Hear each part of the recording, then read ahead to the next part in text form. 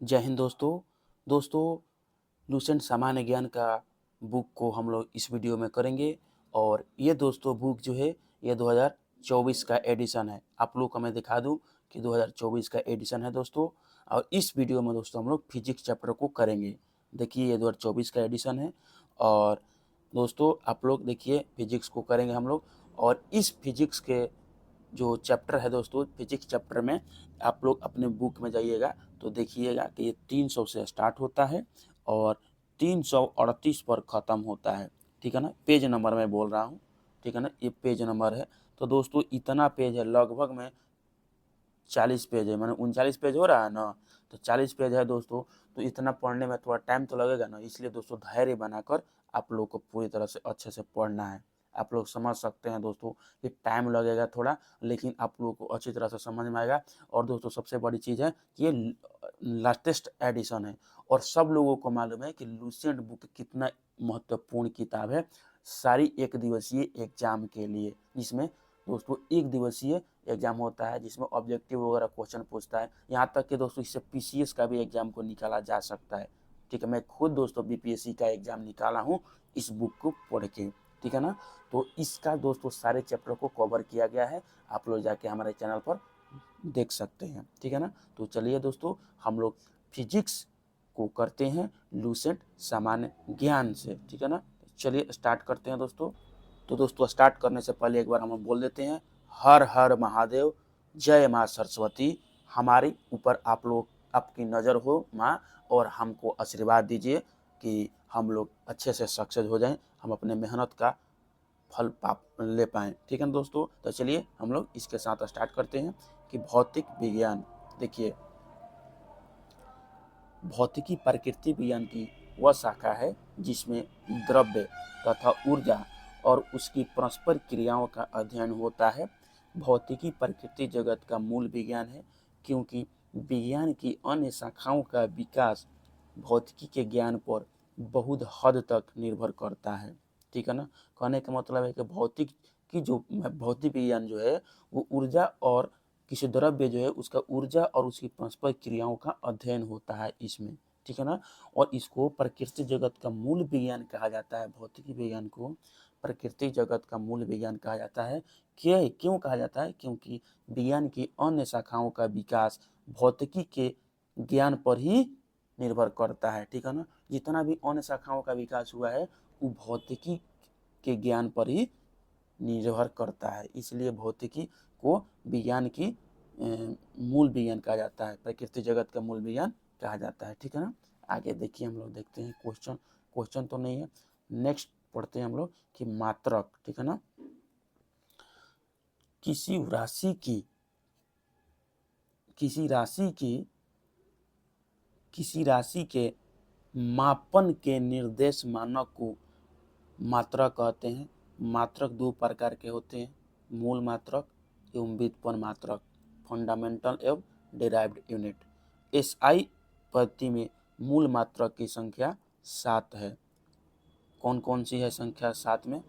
एक लंबाई, द्रव्यमान, समय, ताप, विद्युत धारा, ज्योति तीव्रता और पदार्थ का परिमाण।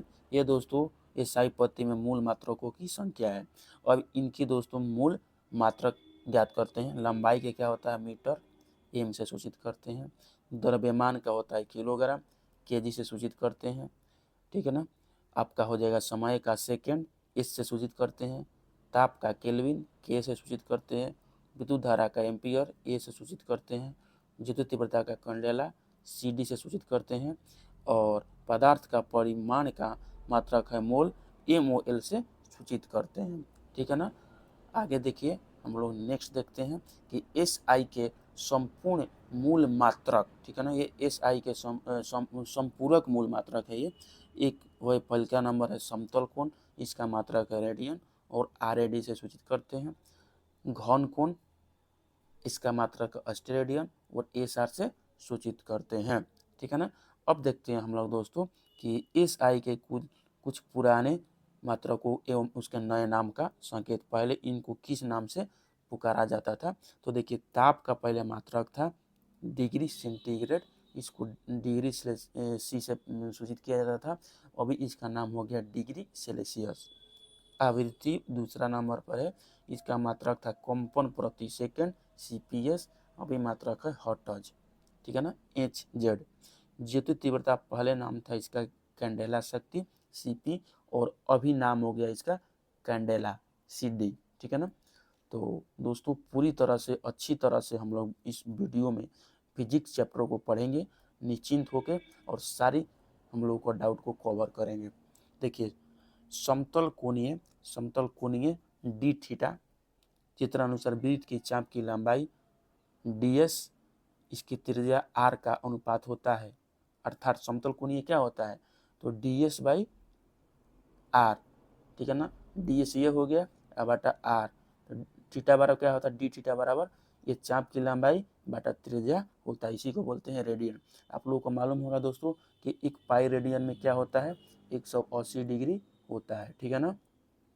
चलिए ठोस कोण देखते हैं कि ठोस कोण डी मेगा चित्रानुसार शीर्ष O को केंद्र की भांति व्युत्पन्न करके उसकी परितः निर्मित गोलीय पृष्ठ की अवरोधन क्षेत्र DA तथा चित्र R के वर्ग का अनुपात होता है, अर्थात डी ओमेगा बराबर DA बाई DRS। इसका देखिए क्षेत्रफल हो गया, इसमें क्षेत्रफल नहीं था, इसमें ये क्षेत्रफल हो गया, और उसके बाद त्रिज्या का स्क्वायर कर दिया दोनों तरफ से, ठीक है ना। तो इस तरह इसमें किया हुआ है, ठीक। आगे देखिए हम लोग देखते हैं दोस्तों नेक्स्ट कि वे सभी मात्रक जो मूल मात्रकों की सहायता से व्यक्त किए जाते हैं व्युत्पन्न मात्रक कहलाते हैं। दोस्तों इस वीडियो को पूरी तरह से देखने के लिए आपको धैर्य रखना पड़ेगा, और इस चैप्टर को पूरी तरह से ख़त्म करने के लिए, क्योंकि दोस्तों आप लोग एक बार इस वीडियो को पूरी तरह से देख लिए तो दोस्तों आप लोगों को फिर फिजिक्स में आप लोगों को कोई भी दिक्कत नहीं होगा, और बार बार आपको इस वीडियो को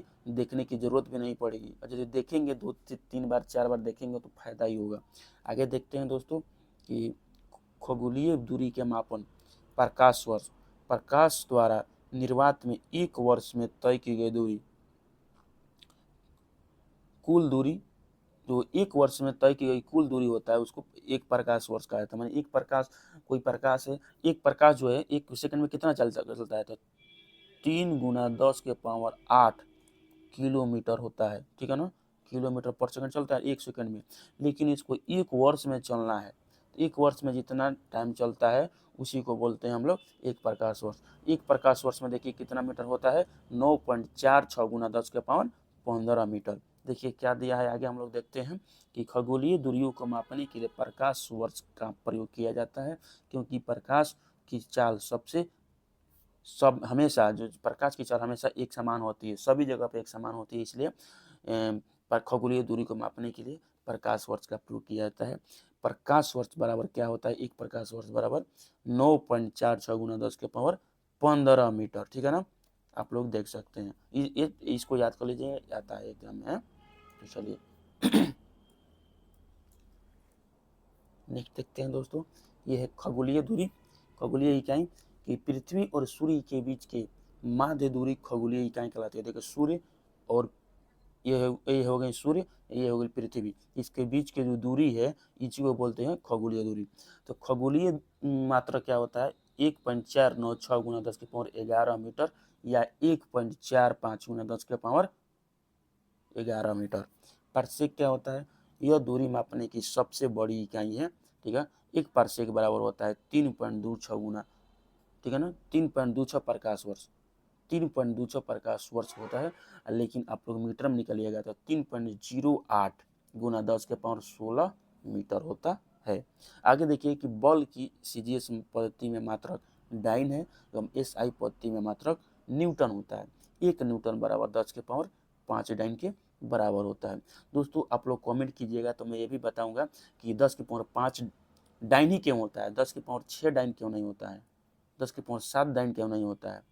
दोस्तों आप लोग कमेंट कीजिए कि ये हमको जानना है, तो मैं दोस्तों दूसरे वीडियो में आप लोगों को ये बता दूंगा कि 10 के पावर 5 ही होता है। देखिए 1 जूल में 10 के पावर 7 अर्घ दिया है, तो 10 के पावर 7 ही क्यों होता है, 10 के पावर 9 क्यों नहीं होता है। ये दोस्तों सारी टॉपिक है जिसको है प्रॉब्लम है, वो आप लोग हमारे कमेंट बॉक्स में कमेंट करें, मैं दूसरा वीडियो में आप लोगों को बता दूंगा, ठीक है ना। तो देखिए नेक्स्ट की कार्य की सेजेस पद्धति में मात्रक अर्घ है एवं एसआई पद्धति में मात्रक जूल है। 1 जूल बराबर 10 के पावर 7 अर्घ होता है। जल की अविलता डरवी डीटी मापने की इकाई क्या है? एनटीयू है, ठीक है ना। आगे देखते हैं यहाँ दोस्तों हम लोग नेक्स्ट की 10 की विभिन्न घातों के प्रतीक।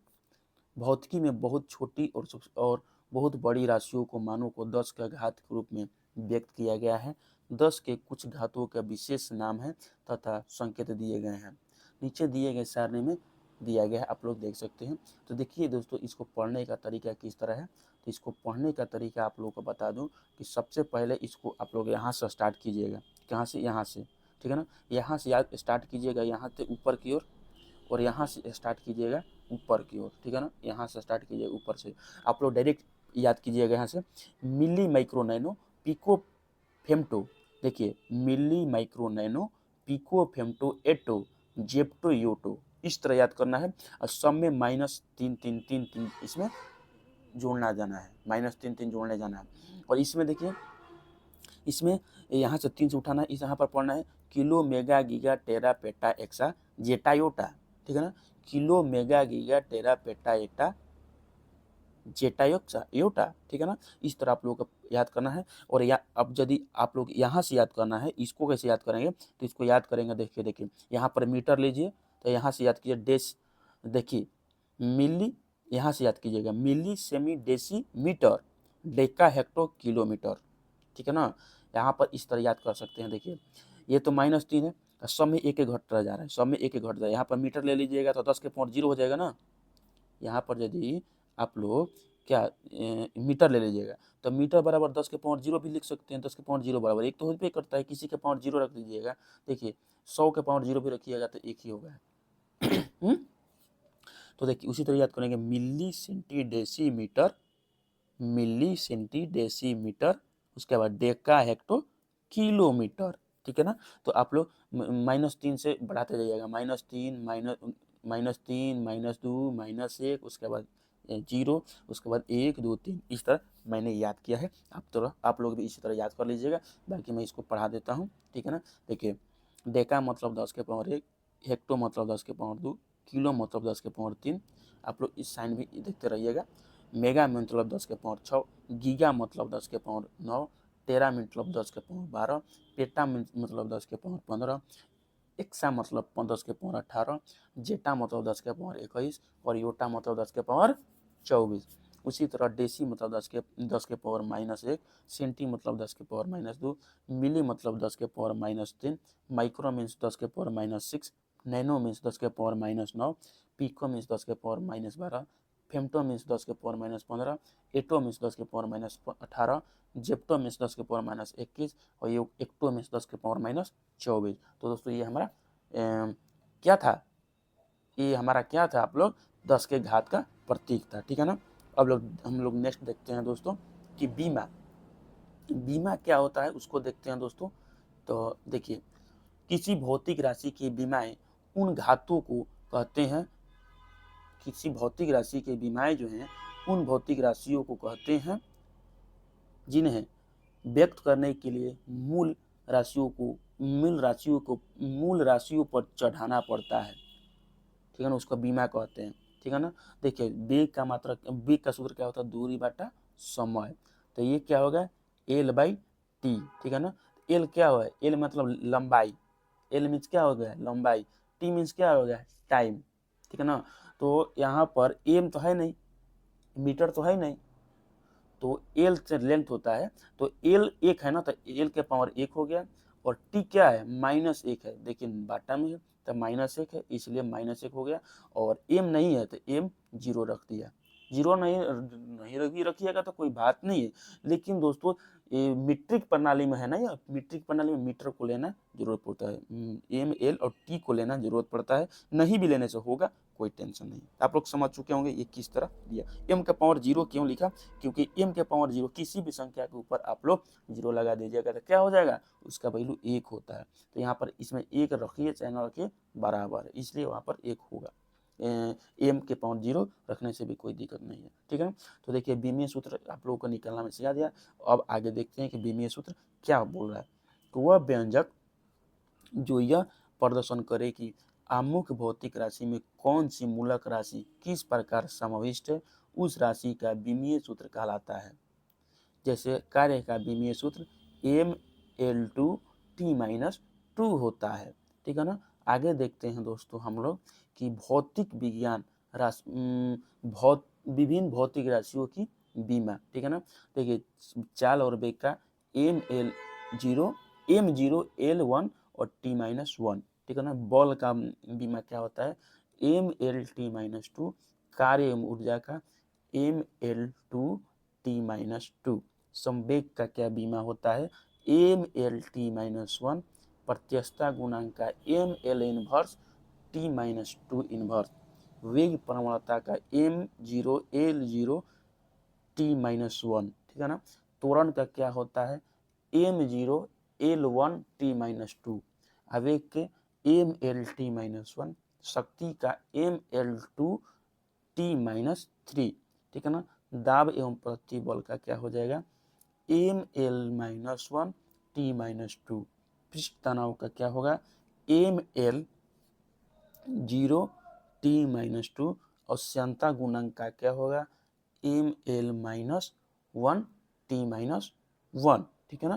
तो ये है बीमा सूत्र, ठीक है। अब देखते हैं नेक्स्ट दोस्तों, इसमें और दिया हुआ है, इसको भी हम लोग देख लेते हैं कि कोणीय वेग का क्या होगा m0 L0 t-1, कोणीय संवेग का ml2 t-1, ऊर्जा घनत्व का क्या होगा ml-1 t-2, कोणीय आवेग का ml2 t-1, मैक्स प्लैंक का जो प्लैंक नियतांक होता है उसका क्या होता है ml2 t-1, विद्युत क्षेत्र का ml-3 और a-1, ए क्या है ये एम्पियर है, ठीक है ना। एम्पियर जो विद्युत धारा का मात्रक होता है वही होता है एम्पियर, ठीक है ना। चलिए नेक्स्ट देखते हैं दोस्तों हम लोग कि जड़त्व आघूर्ण का क्या होता है ml2t0, बल आघूर्ण का ml2t-2, पलायन वेग का m0 L1 और t-1, अगुरुत्वीय नियतांक हो जाएगा m-1 L3 और t-2, और प्रतिरोध का हो जाएगा ml2 t-3 और एम्पियर -2। दोस्तों ये जो पुराना वाला लूसेंट है उसमें ये नहीं दिया है, ये 2024 में जो लूसेंट है और उसके बाद 25 में उसमें दिया है, ठीक है ना। तो आगे देखिए दोस्तों, हम लोग देखते हैं कि गति के बारे में हम लोग पढ़ेंगे कि गति अदिश राशि वैसी भौतिक राशि जिनमें केवल परिमाण होता है, दिशा नहीं, उसे अदिश राशि कहा जाता है। जैसे द्रव्यमान, चाल, आयतन, कार्य, समय, ऊर्जा, विभव, ठीक है ना। विद्युत धारा, ताप, दाब, ये सभी अदिश राशियां हैं। सदिश राशियां वैसी भौतिक राशियां जिनमें परिमाण के साथ साथ दिशा भी रहता है और जो योग के निश्चित नियमों के अनुसार जोड़ी जाती है उन्हें सदिश राशि कहते हैं। जैसे वेग, विस्थापन, बल, त्वरण, संवेग, आवेग, विद्युतीय क्षेत्र, चुंबकीय क्षेत्र, ये बहुत ही महत्वपूर्ण ये दिया हुआ है दोस्तों। आप लोग ये जो उदाहरण में दिया हुआ है इसको याद कर लीजिएगा कि कौन सा किस में आता है, ठीक है ना। आगे देखिए हम लोग देखेंगे कि दूरी किसी दिए गए समय अंतराल में वस्तु द्वारा तय किए गए मार्ग की लंबाई को दूरी कहते हैं। यह एक सदिश राशि है, यह सदैव धनात्मक होता है। याद कर लीजिएगा कि जो दूरी है दोस्तों वो कभी भी नेगेटिव नहीं होता है, दूरी हमेशा पॉजिटिव होता है, ठीक है ना। दूरी क्या होता है हमेशा पॉजिटिव होता है, ठीक है ना। आगे देखिए हम लोग देखेंगे विस्थापन के बारे में। विस्थापन के बारे में देखेंगे दोस्तों कि एक निश्चित दिशा में दो बिंदुओं के बीच के लंबवत मतलब न्यूनतम दूरी को विस्थापन कहते हैं। विस्थापन सदिश राशि है, इसका SI मात्रक क्या होता है मीटर होता है। विस्थापन धनात्मक, ऋणात्मक और शून्य कुछ भी हो सकता है, ठीक है ना। आगे देखिए चाल के बारे में देखेंगे दोस्तों हम। देखिए आपको मैं बता दूं कि दूरी जो होता है केवल पॉजिटिव होता है, लेकिन विस्थापन क्या क्या धनात्मक भी, ऋणात्मक भी और शून्य भी हो सकता है, ठीक है ना। आगे देखिए कि किसी वस्तु द्वारा प्रति सेकंड तय की गई दूरी को चाल कहते हैं, अर्थात चाल बराबर दूरी बटा समय। यह एक अदिश राशि है और इसका एसआई मात्रक मीटर पर सेकंड होता है। चाल का एसआई मात्रक मीटर पर सेकंड होता है। आगे देखिए दोस्तों, ये सारे नए नए लूसेंट में जुड़ा हुआ है, पुराने लूसेंट में नहीं दिया हुआ है ये सब। आगे देखिए, यदि कोई वस्तु किसी दूरी को v1 चाल से तय करती है और उसके बाद उतनी ही दूरी v2 चाल से तय करती है तो संपूर्ण यात्रा में उनकी औसत चाल क्या होगा, 2v1 v2 by v1 plus v2 हो जाएगा। यह औसत फॉर्मूला है चाल का। आगे देखिए, जब वस्तु अपनी यात्रा के आधी समय में v1 चाल से और शेष आधी समय में v2 चाल से चलती है तो संपूर्ण यात्रा में उसकी औसत चाल v1 प्लस v2 बाई 2 हो जाएगा। ठीक है ना। वेग के बारे में देखते हैं। किसी वस्तु के विस्थापन की दर को या एक निश्चित दिशा में प्रति सेकंड वस्तु द्वारा तय की गई दूरी को वेग कहते हैं। वेग एक सदिश राशि है और इसका मात्रक क्या होता है, मीटर प्रति सेकंड होता है। ठीक है ना। आगे देखते हैं दोस्तों, त्वरण एक्सीलरेशन।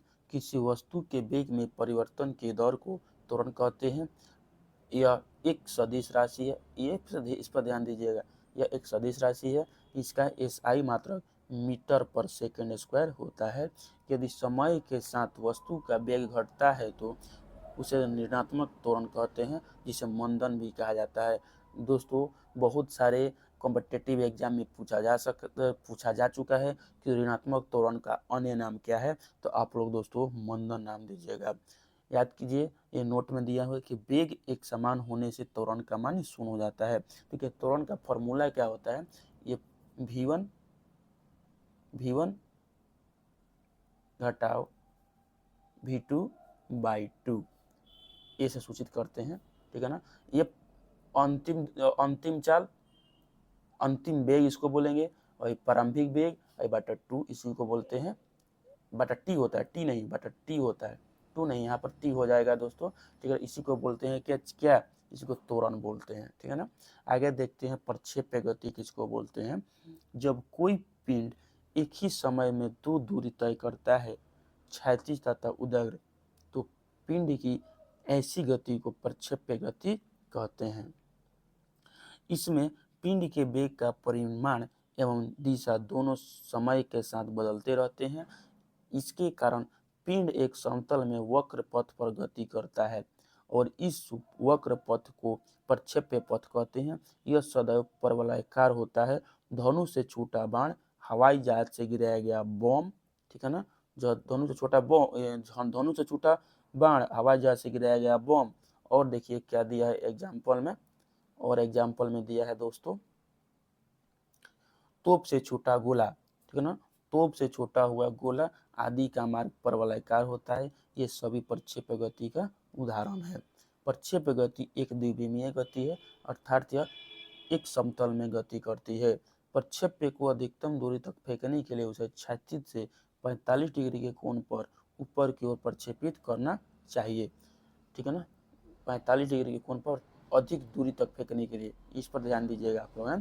क्षैतिज दिशा में तय की गई दूरी को परास कहते हैं। क्षैतिज दिशा में तय की गई दूरी को परास कहते हैं। प्रक्षेप्य कोण थीटा एवं 90 - थीटा दोनों के लिए क्षैतिज परास समान होता है। याद कर लीजिएगा कि प्रक्षेपण कोण जो है किसके लिए, प्रक्षेपण कोण थीटा या प्रक्षेपण कोण थीटा एवं 90 - थीटा दोनों के लिए क्षैतिज परास का मान समान होता है। ठीक है ना। नेक्स्ट देखते हैं कि प्रक्षेप्य पथ के उच्चतम बिंदु पर वेग एवं त्वरण के बीच 90 डिग्री का कोण बनता है। इस पर भी आप लोग ध्यान दीजिएगा। वृत्तीय गति किसको बोलते हैं, जब कोई वस्तु किसी वृत्ताकार मार्ग पर गति करती है तो उसकी गति को वृत्तीय गति कहते हैं। यदि वह एक समान चाल से गति करती है तो उसकी गति को एक समान वृत्तीय गति कहा जाता है। ठीक है ना। नेक्स्ट देखते हैं दोस्तों कि वृत्तीय गति एक त्वरित गति होती है क्योंकि वेग की दिशा प्रत्येक बिंदु पर बदल जाती है। त्वरण की दिशा वेग की दिशा के लंबवत होती है। ठीक है ना। आगे देखिए, एक क्वेश्चन आता है दोस्तों कि जो त्वरित गति होती है जो वृत्तीय गति होती है उसमें त्वरण की दिशा जो होती है वो वेग के दिशा के लंबवत होती है। इसमें ये पॉइंट है, आप लोग को इस पर ध्यान देना चाहिए। डोरी से बंधे हुए एक पत्थर को तेजी से वृत्त में घुमाया जाता है और घुमाने के समय डोरी टूट जाने पर पत्थर स्पर्शतः रैखिक रूप से उठ जाता है, ठीक है ना, रैखिक रूप से जाता है। कोणीय वेग किसको बोलते हैं? वृत्ताकार मार्ग पर गतिशील कोण को वृत्त के केंद्र से मिलाने वाली रेखा 1 सेकंड में जितना कोण घूम जाती है उसे उस कोण का कोणीय वेग कहा जाता है, ठीक है ना, कोणीय वेग कहा जाता है। आगे देखिए कि इसे ओमेगा से प्रकट किया जाता है, अर्थात ओमेगा बराबर थीटा बाई टी। 1 सेकेंड में जितना डिग्री का कोण वो घूमता है उसी को बोलते हैं ओमेगा या कोणीय वेग, ठीक है ना। यदि कोण 1 सेकेंड में n चक्कर लगाता है तो ओमेगा बराबर 2 पाई एन क्यों? क्योंकि एक चक्कर में यदि एक चक्कर लगा देगा तो 360 डिग्री कोण बनेगा, ठीक है ना। 360 डिग्री में कितना पाई होता है? 2 पाई होता है, क्योंकि 1 पाई में 180 डिग्री होता है। आप लोग समझ सकते हैं। आगे देखिए दिया है क्योंकि एक चक्कर में कौन 2 पाई, देखिए दिया भी है 2 पाई 360 डिग्री रेडियन में घूम जाती है।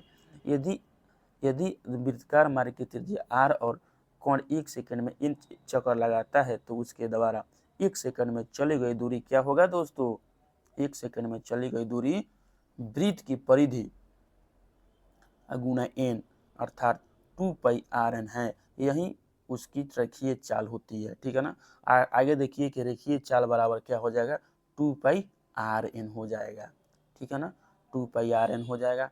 v बराबर 2 पाई rn गुना r, तो यहाँ पर इसको बोल सकते हैं हम लोग ओमेगा, ऊपर देख चुके हैं, तो इसलिए हो जाएगा रेखीय चाल बराबर क्या हो जाएगा? रेखीय चाल देख सकते हैं, रेखीय चाल बराबर कोणीय चाल गुना त्रिज्या। दोस्तों आप लोग समझ सकते हैं कि ये कितना अच्छे से दिया हुआ है। देखिए पाई के मान की गणना सबसे पहले किसने? हमारे आर्यभट्ट ने दिए थे, ठीक है ना। आप लोग को बताना है दोस्तों कि आर्यभट्ट जो थे वो किसके शासन काल में रहते थे, ठीक है ना, किसके संग्रहण में थे। आगे देखिए न्यूटन के गति नियम।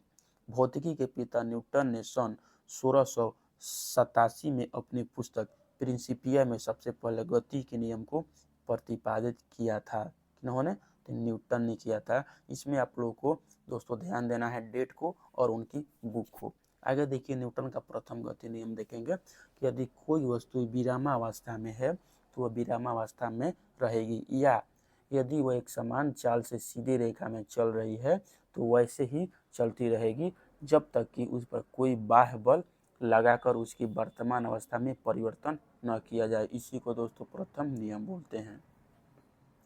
प्रथम नियम को गैलीलियो का नियम या जड़त्व का नियम भी बोला जाता है, क्योंकि जड़त्व का नियम फॉर्मूला भी यही होता है, जड़त्व का परिभाषा भी यही होता है जो न्यूटन के प्रथम गति नियम का परिभाषा होता है। आगे देखिए बाह्य बल के अभाव में किसी वस्तु की अपनी विरामावस्था या समान गति की अवस्था को बनाए रखने की प्रवृत्ति होती है, इसी को जड़त्व कहते हैं। दोनों का मतलब, दोनों का जो भावार्थ है दोनों का सेम है दोस्तों, एक इसलिए जड़त्व और गति का प्रथम नियम सेम होता है। किसी वस्तु के जड़त्व उसके द्रव्यमान के माप द्वारा ज्ञात किया जा सकता है। ये सबसे बड़ा इम्पोर्टेंट है इस टॉपिक का नहीं, यहाँ पर जो लिखा हुआ है उसका, कि किसी वस्तु का जड़त्व को उसके द्रव्यमान के द्वारा मापा जा सकता है।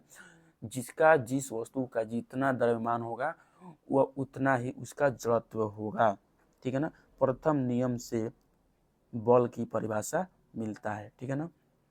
नेक्स्ट देखते हैं हम दोस्तों बहुत ही अच्छी तरह से आप लोग को समझा कर मैं इस बुक को पूरा ख़त्म करवा दूंगा दोस्तों। और कोई भी दोस्तों टॉपिक आप लोगों का कवर नहीं है तो आप लोग हमको बताइए, पूरी तरह से अच्छी तरह से कवर करूंगा, क्योंकि मैं दोस्तों इस बुक को लगभग मैं दोस्तों 40 से 50 बार ख़त्म कर चुका हूँ, ठीक है ना। मेरे को दोस्तों इसका पेज वाइज पेज भी याद है कि कौन सा पेज में क्या है, ठीक है ना। इतनी बार मैं पढ़ चुका हूँ इस बुक को, ठीक है ना।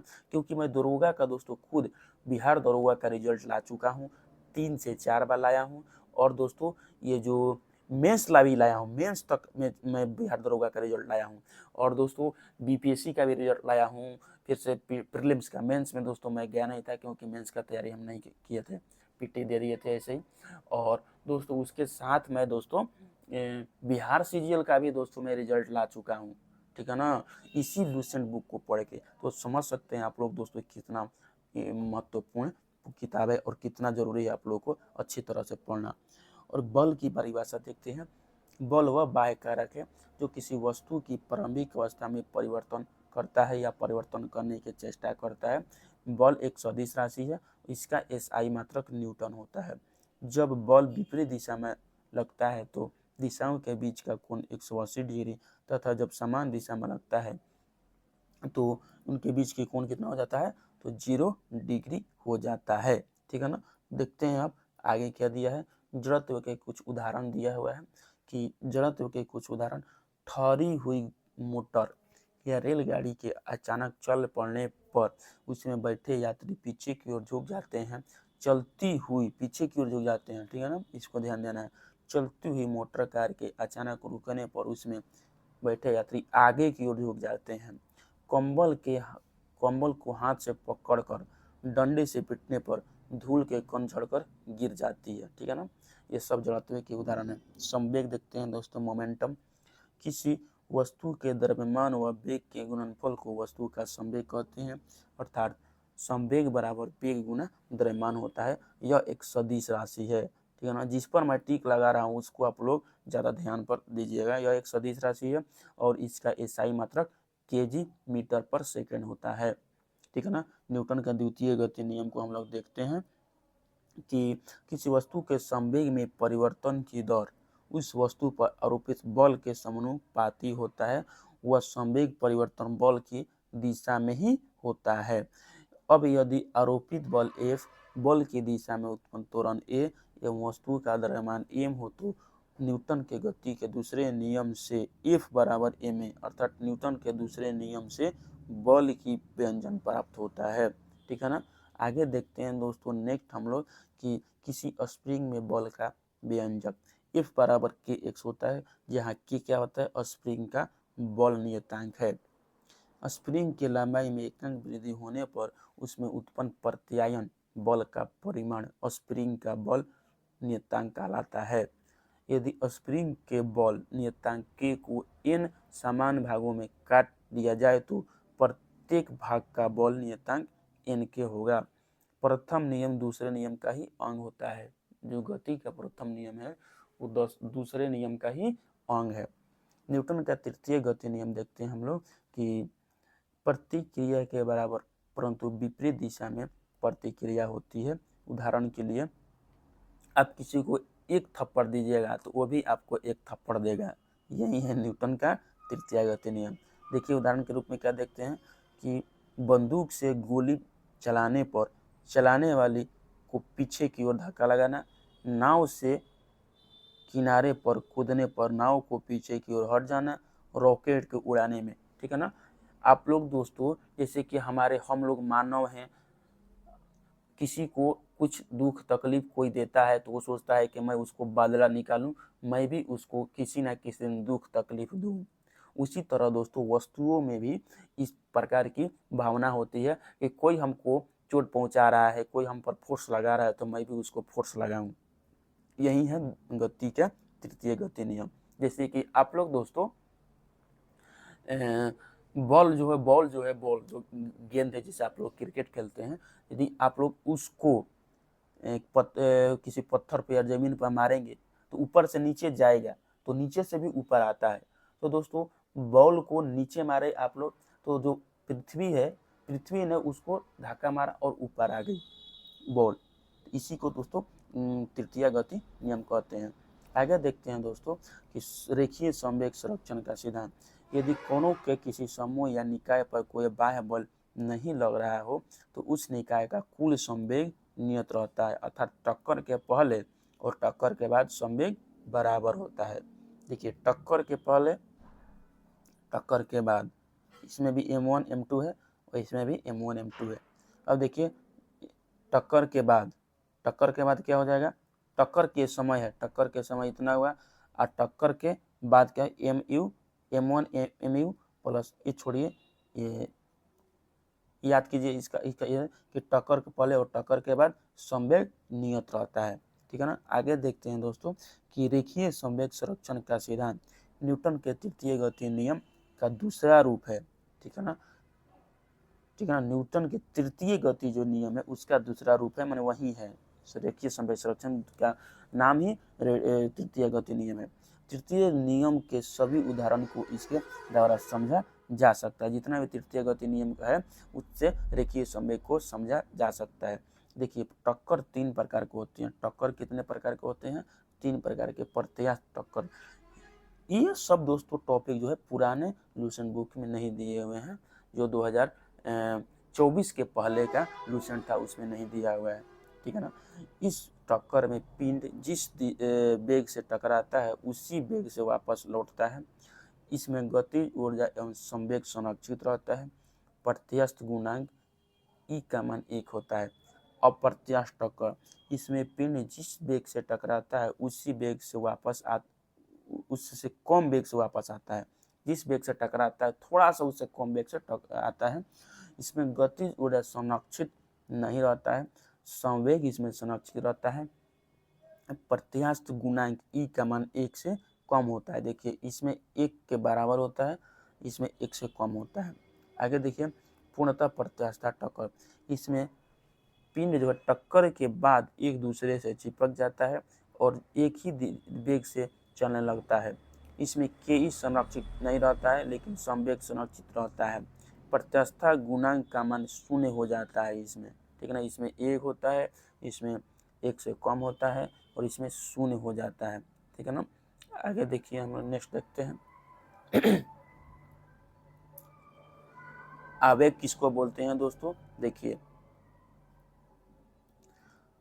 इम्पल्स, जब कोई बड़ा बल किसी वस्तु पर थोड़े समय के लिए कार्य करता है तो बल तथा समय अंतराल के गुणनफल को उस बल का आवेग कहते हैं।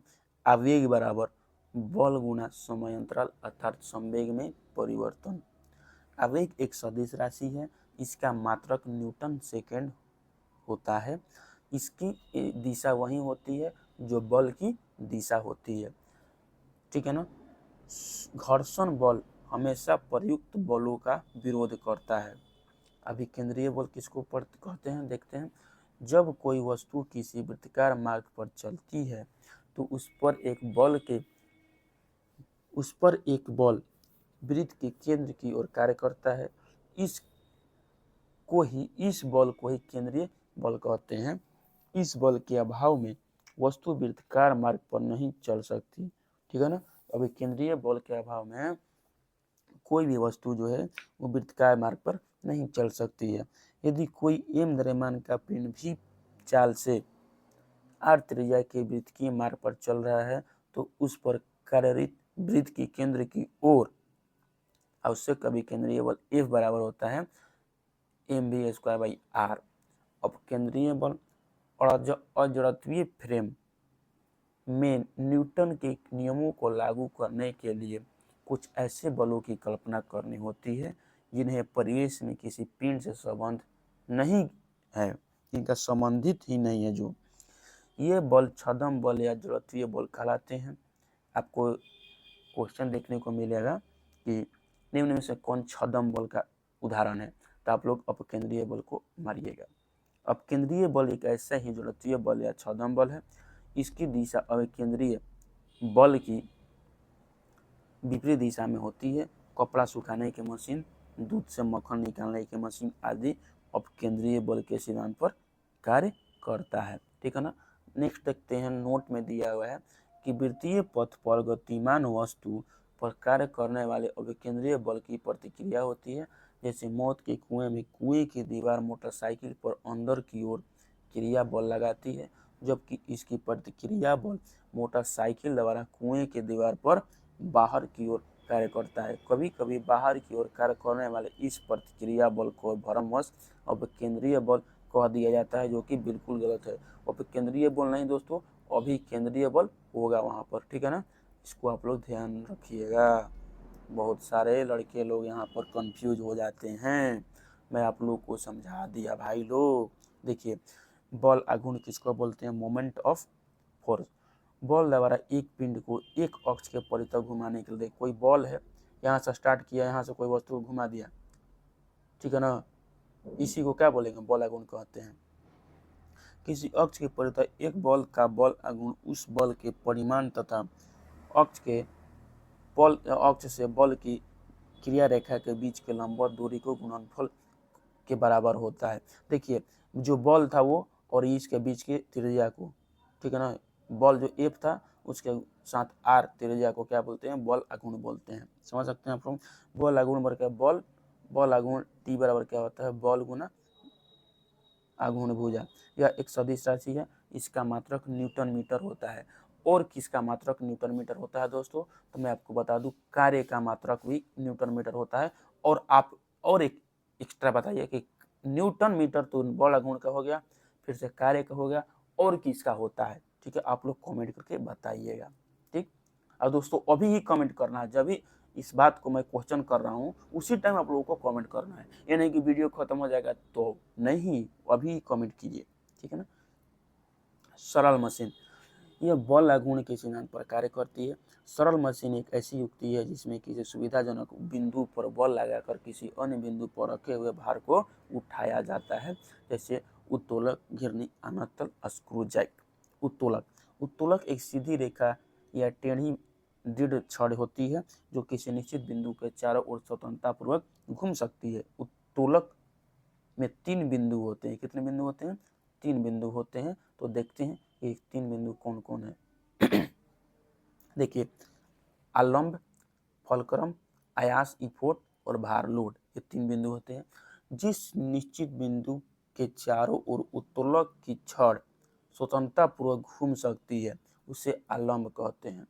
जिसके चारों तरफ घूमती है उसको क्या बोलते हैं, आलम्ब कहते हैं। देखिए जिस तरह ये पुली हुआ, ये पुली हुआ, यहाँ पर ये दिया हुआ है, यहाँ पर देखिए, यहाँ पर आदमी बैठा हुआ है, यहाँ पर एक आदमी इसको हिला रहा है, झूला रहा है। तो देखिए फलक्रम किसको बोलते हैं, इसको याद कर लीजिएगा, फलक्रम बोलते हैं, आलम्ब बोलते हैं। आयास किसको बोलते हैं, इफोट। उत्तोलक को उपयोग में लाने के लिए उस पर जो बॉल लगाया जाता है उसको आयास। ये जो बॉल लगा रहा है ना, इसको उठाने के लिए ये बॉल लगा रहा है, इसको क्या बोलेंगे, इसको इफोट बोलेंगे, आयास बोलेंगे। इस तरह आप लोग को दोस्तों कोई भी समझाएगा नहीं जितना अच्छा समझा रहा हूँ मैं, क्योंकि मैं दोस्तों बहुत सारा वीडियो, बहुत सारे, मैं खुद दोस्तों मैं कितना पढ़ाई करने के बाद मैं आप लोगों को ये बता रहा हूँ दोस्तों। मैं कहीं पर भी पढ़ा हूँ इस तरह कोई नहीं बताया। मैं बहुत दोस्तों अच्छी तरह से गहन अध्ययन करने के बाद हमको मालूम चला है कि इस तरह होता है। अब भार किसको बोलते हैं, उत्तोलक के द्वारा जो बोझ उठाया जाता है अर्थात रुकावट हटाई जाती है उसी को भार कहते हैं। ये देखिए यहाँ पर आदमी बैठा हुआ है, ये आदमी झुला रहा है, इसको ऊपर नीचे कर रहा है, ऊपर नीचे कर रहा है, ये आदमी बैठा है, इसको क्या बोलेंगे, लोड बोलेंगे, भार बोलेंगे, ठीक है ना।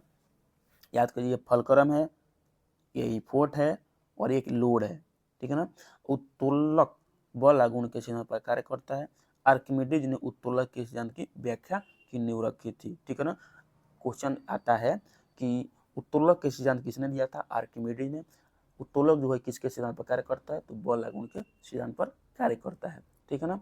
आइए देखिए इसमें दिया है नया वाला क्वेश्चन में, उत्तोलक का सिद्धांत, ये हो आलम्ब, ये हो जाएगा भार, ये हो जाएगा आयास। भार गुना भार भुजा बराबर आयास गुना आयास भुजा। यांत्रिक लाभ क्या हो जाएगा, भार बटा आयास, आयास भुजा बटा भार भुजा। उत्तोलक के प्रकार, उत्तोलक 3 प्रकार का होता है। प्रथम श्रेणी का उत्तोलक, इस वर्ग के उत्तोलकों में आलम्ब एफ, आयास ई तथा भार डब्ल्यू के बीच में स्थिर होता है। इस प्रकार के उत्तोलकों में यांत्रिक लाभ 1 से अधिक होता है, 1 के बराबर और 1 से कम भी हो सकता है। ये सब होता है, 1 से अधिक, 1 से कम, 1 के बराबर, सब चीज होता है दोस्तों प्रथम श्रेणी के उत्तोलक, ठीक है ना। आगे देखिए कि इसका उदाहरण सबसे ज़्यादा इंपॉर्टेंट है, कैंची, पिलास, सांची, तराजू, किलो खाने की मशीन, शीशझूला, साइकिल का ब्रेक, हैंड पंप, ये सब क्या है, प्रथम श्रेणी का उत्तोलक है। इसको आप लोग ध्यान दीजिएगा, इसका एग्जाम्पल बहुत आता है कि कैंची जो है किस श्रेणी का उत्तोलक है, आपको बोलेगा कि सरौता किस श्रेणी का उत्तोलक है, इस तरह कंफ्यूज कर करके आप लोग से क्वेश्चन पूछता है, ठीक है ना। देखिए द्वितीय श्रेणी के उत्तोलक के बारे में पढ़ते हैं। इस वर्ग के उत्तोलक में आलम्ब एफ व आयास ई के बीच में भार डब्ल्यू होता है। इस प्रकार के उत्तोलकों में यांत्रिक लाभ सदैव एक से अधिक होता है, ठीक है ना। प्रथम श्रेणी में सब होता है एक से अधिक, एक के बराबर, एक से कम, लेकिन द्वितीय श्रेणी में हमेशा एक से अधिक होता है। इसके उदाहरण में सरौता, नींबू निचोड़ने की मशीन, खैनी काटने वाला मशीन, एक पहिया की कूड़ा ढोने की गाड़ी, ये सब सम्मिलित है इसमें। तृतीय श्रेणी के उत्तोलक, इस वर्ग के उत्तोलकों में अवलंब F भार W के बीच में आयास E होता है। इसका यांत्रिक लाभ सदैव एक से कम होता है। उदाहरण के लिए चिमटा और मनुष्य का हाथ, ये सब क्या है, चिमटा और मनुष्य का हाथ तृतीय श्रेणी का उत्तोलक है, ठीक है ना। तो दोस्तों मैं आप लोगों को बता दूं कि ये इसको याद करने के लिए सबसे मैं आप लोगों को तरीका बताता हूँ। तो इसको याद कर लीजिए, फ्ली, FLE,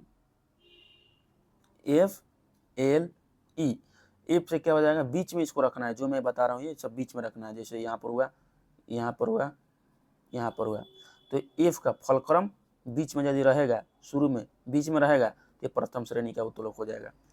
एल मतलब लोड, लोड यदि बीच में रहेगा तो ये द्वितीय श्रेणी का उत्तोलक हो जाएगा। इफोर्ट, इफोर्ट यदि बीच में रहेगा, इफोर्ट बीच में रहेगा, इसको क्या बोलेंगे, तृतीय श्रेणी का उत्तोलक, ठीक है ना। ये टॉपिक को आसानी से कवर करने के लिए मैं बहुत अच्छी तरह से आपको समझा सकता हूँ, ठीक है ना। आगे देखिए, ये उदाहरण को आप लोग बहुत अच्छे से याद करते रहिएगा, आता है उत्तोलक में। उदाहरण ही सबसे ज़्यादा इंपॉर्टेंट। गुरुत्वीय केंद्र, किसी वस्तु का गुरुत्वीय केंद्र वह बिंदु है जहाँ वस्तु का समस्त भार कार्य करता है, चाहे वस्तु जिस स्थिति में रखी जाए। वस्तु का भार गुरुत्वीय केंद्र से ठीक नीचे की ओर कार्य करता है, अर्थात गुरुत्वीय केंद्र पर वस्तु के भार के बराबर ऊपरमुखी बल लगाकर हम वस्तु को संतुलित रख सकते हैं, ठीक है ना। दोस्तों मैं चाहूँगा तो इस बुक को बहुत जल्दी भी ख़त्म कर दूंगा हाई स्पीड में पढ़ के, लेकिन मैं आप लोगों को समझाते चल रहा हूँ, क्योंकि दोस्तों सभी लड़के जो है मेरी तरह से एक्सपीरियंस नहीं है। सभी लड़के जो पढ़ रहे हैं वीडियो, वो मेरी तरह से एक्सपीरियंस नहीं है। उन लोगों को समझाने से बुक को समझ में आता है, और समझाने से पूरी अच्छी तरह से दिमाग में घुसता है, और इंटरेस्ट रखते हैं समझने में, इसलिए मैं दोस्तों समझाते चल रहा हूँ। खाली पढ़ने से तो पेपर रीडिंग हो जाएगा दोस्तों, ठीक है ना। तो गुरुत्वीय केंद्र आप लोग को कहते किसी, मैं आपको बताता हूँ। देखिए ये कोई वस्तु है, वस्तु जो है, ये वस्तु है तो नीचे की ओर खिंचाता है, पृथ्वी खींचती है इसको। तो देखिए सबसे जो नीचे का पॉइंट होता है, वहीं पर इसका पूरा भार केंद्रित रहता है, जो पृथ्वी पर टच होता है, ठीक है ना। जो पृथ्वी पर टच होता है उसी को गुरुत्वीय केंद्र कहते हैं इस वस्तु का। बस इतना ही इसमें दिया हुआ है, और इतना ही समझना है, ठीक है ना। देखिए आगे, संतुलन की प्रकार। संतुलन तीन प्रकार के होते हैं, अस्थायी, अस्थायी तथा उदासीन। अस्थायी संतुलन किसको बोलते हैं, यदि किसी वस्तु को उसकी संतुलन स्थिति से थोड़ा विस्थापित किया जाए और बल हटाते ही पुनः वह पूरी स्थिति में आ जाए, तो ऐसी संतुलन को अस्थायी संतुलन कहते हैं, ठीक है ना। आप हटाइएगा फिर वहीं पे आ जाएगा, तो ये अस्थायी संतुलन हो जाएगा। और अस्थायी संतुलन किसको बोलते हैं मेरे भाइयों, आइए देखिए कि यदि किसी वस्तु को उसकी संतुलन अवस्था से थोड़ा सा विस्थापित करके छोड़ने पर वह पूर्ण संतुलन की स्थिति में नहीं आ जाएगा, उसे अस्थायी संतुलन कहा जाता है। नहीं आएगा तो अस्थायी हो गया। उदासीन संतुलन, यदि वस्तु को संतुलन की स्थिति से थोड़ा सा विस्थापित करने पर उसका गुरुत्वीय केंद्र जी उसी ऊंचाई पर बना रहता है, जहां पर ले गया वो वहीं पर स्थिति हो गया उसका, और छोड़ देने पर अपनी नई स्थिति में संतुलित हो जाता है। ये जो है वो संतुलित नहीं होता है, वहीं पर वहीं है, अपना संतुलन में नहीं है, लेकिन ये संतुलन हो जाता है, वहाँ पर नई स्थिति अपने पोजीशन पकड़ लेता है। इसको उदासीन संतुलन बोलते हैं। अस्थायी संतुलन की शर्तें क्या है, किसी वस्तु के अस्थायी संतुलन के लिए दो शर्तों का पूरा होना आवश्यक है। वस्तु का गुरुत्वीय केंद्र अधिक नीचे होना चाहिए, गुरुत्वीय केंद्र से होकर जाने वाली ऊर्ध्वाधर रेखा वस्तु के आधार से ही गुजरनी चाहिए। ये टॉपिक को आपको याद करना होगा, ठीक है।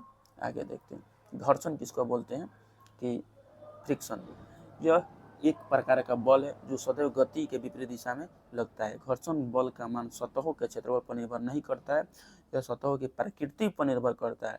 जितना सतह खुरदरा रहेगा उतना घर्षण ज़्यादा लगेगा, जितना सतह चिकना रहेगा उतना घर्षण कम लगेगा, ठीक है ना। हम लोग का रोड जो होता है वो चिकना क्यों होता है, क्योंकि घर्षण कम हो और हम लोग स्पीड से गाड़ी चला पाए। वहीं ऊबड़ खाबड़ रहेगा, गिट्टी ब्लास्ट रहेगा सड़क पर, तो आप लोग कहाँ स्पीड चला पाइएगा, वहाँ पर घर्षण ज़्यादा हो जाएगा और आप लोग स्पीड कम करके गाड़ी चलाएंगे, स्पीड हो ही नहीं पाएगा। नेक्स्ट देखते हैं कि घर्षण के कारण ऊर्जा का क्षय नहीं होता है, यह तापीय ऊर्जा में बदल जाता है।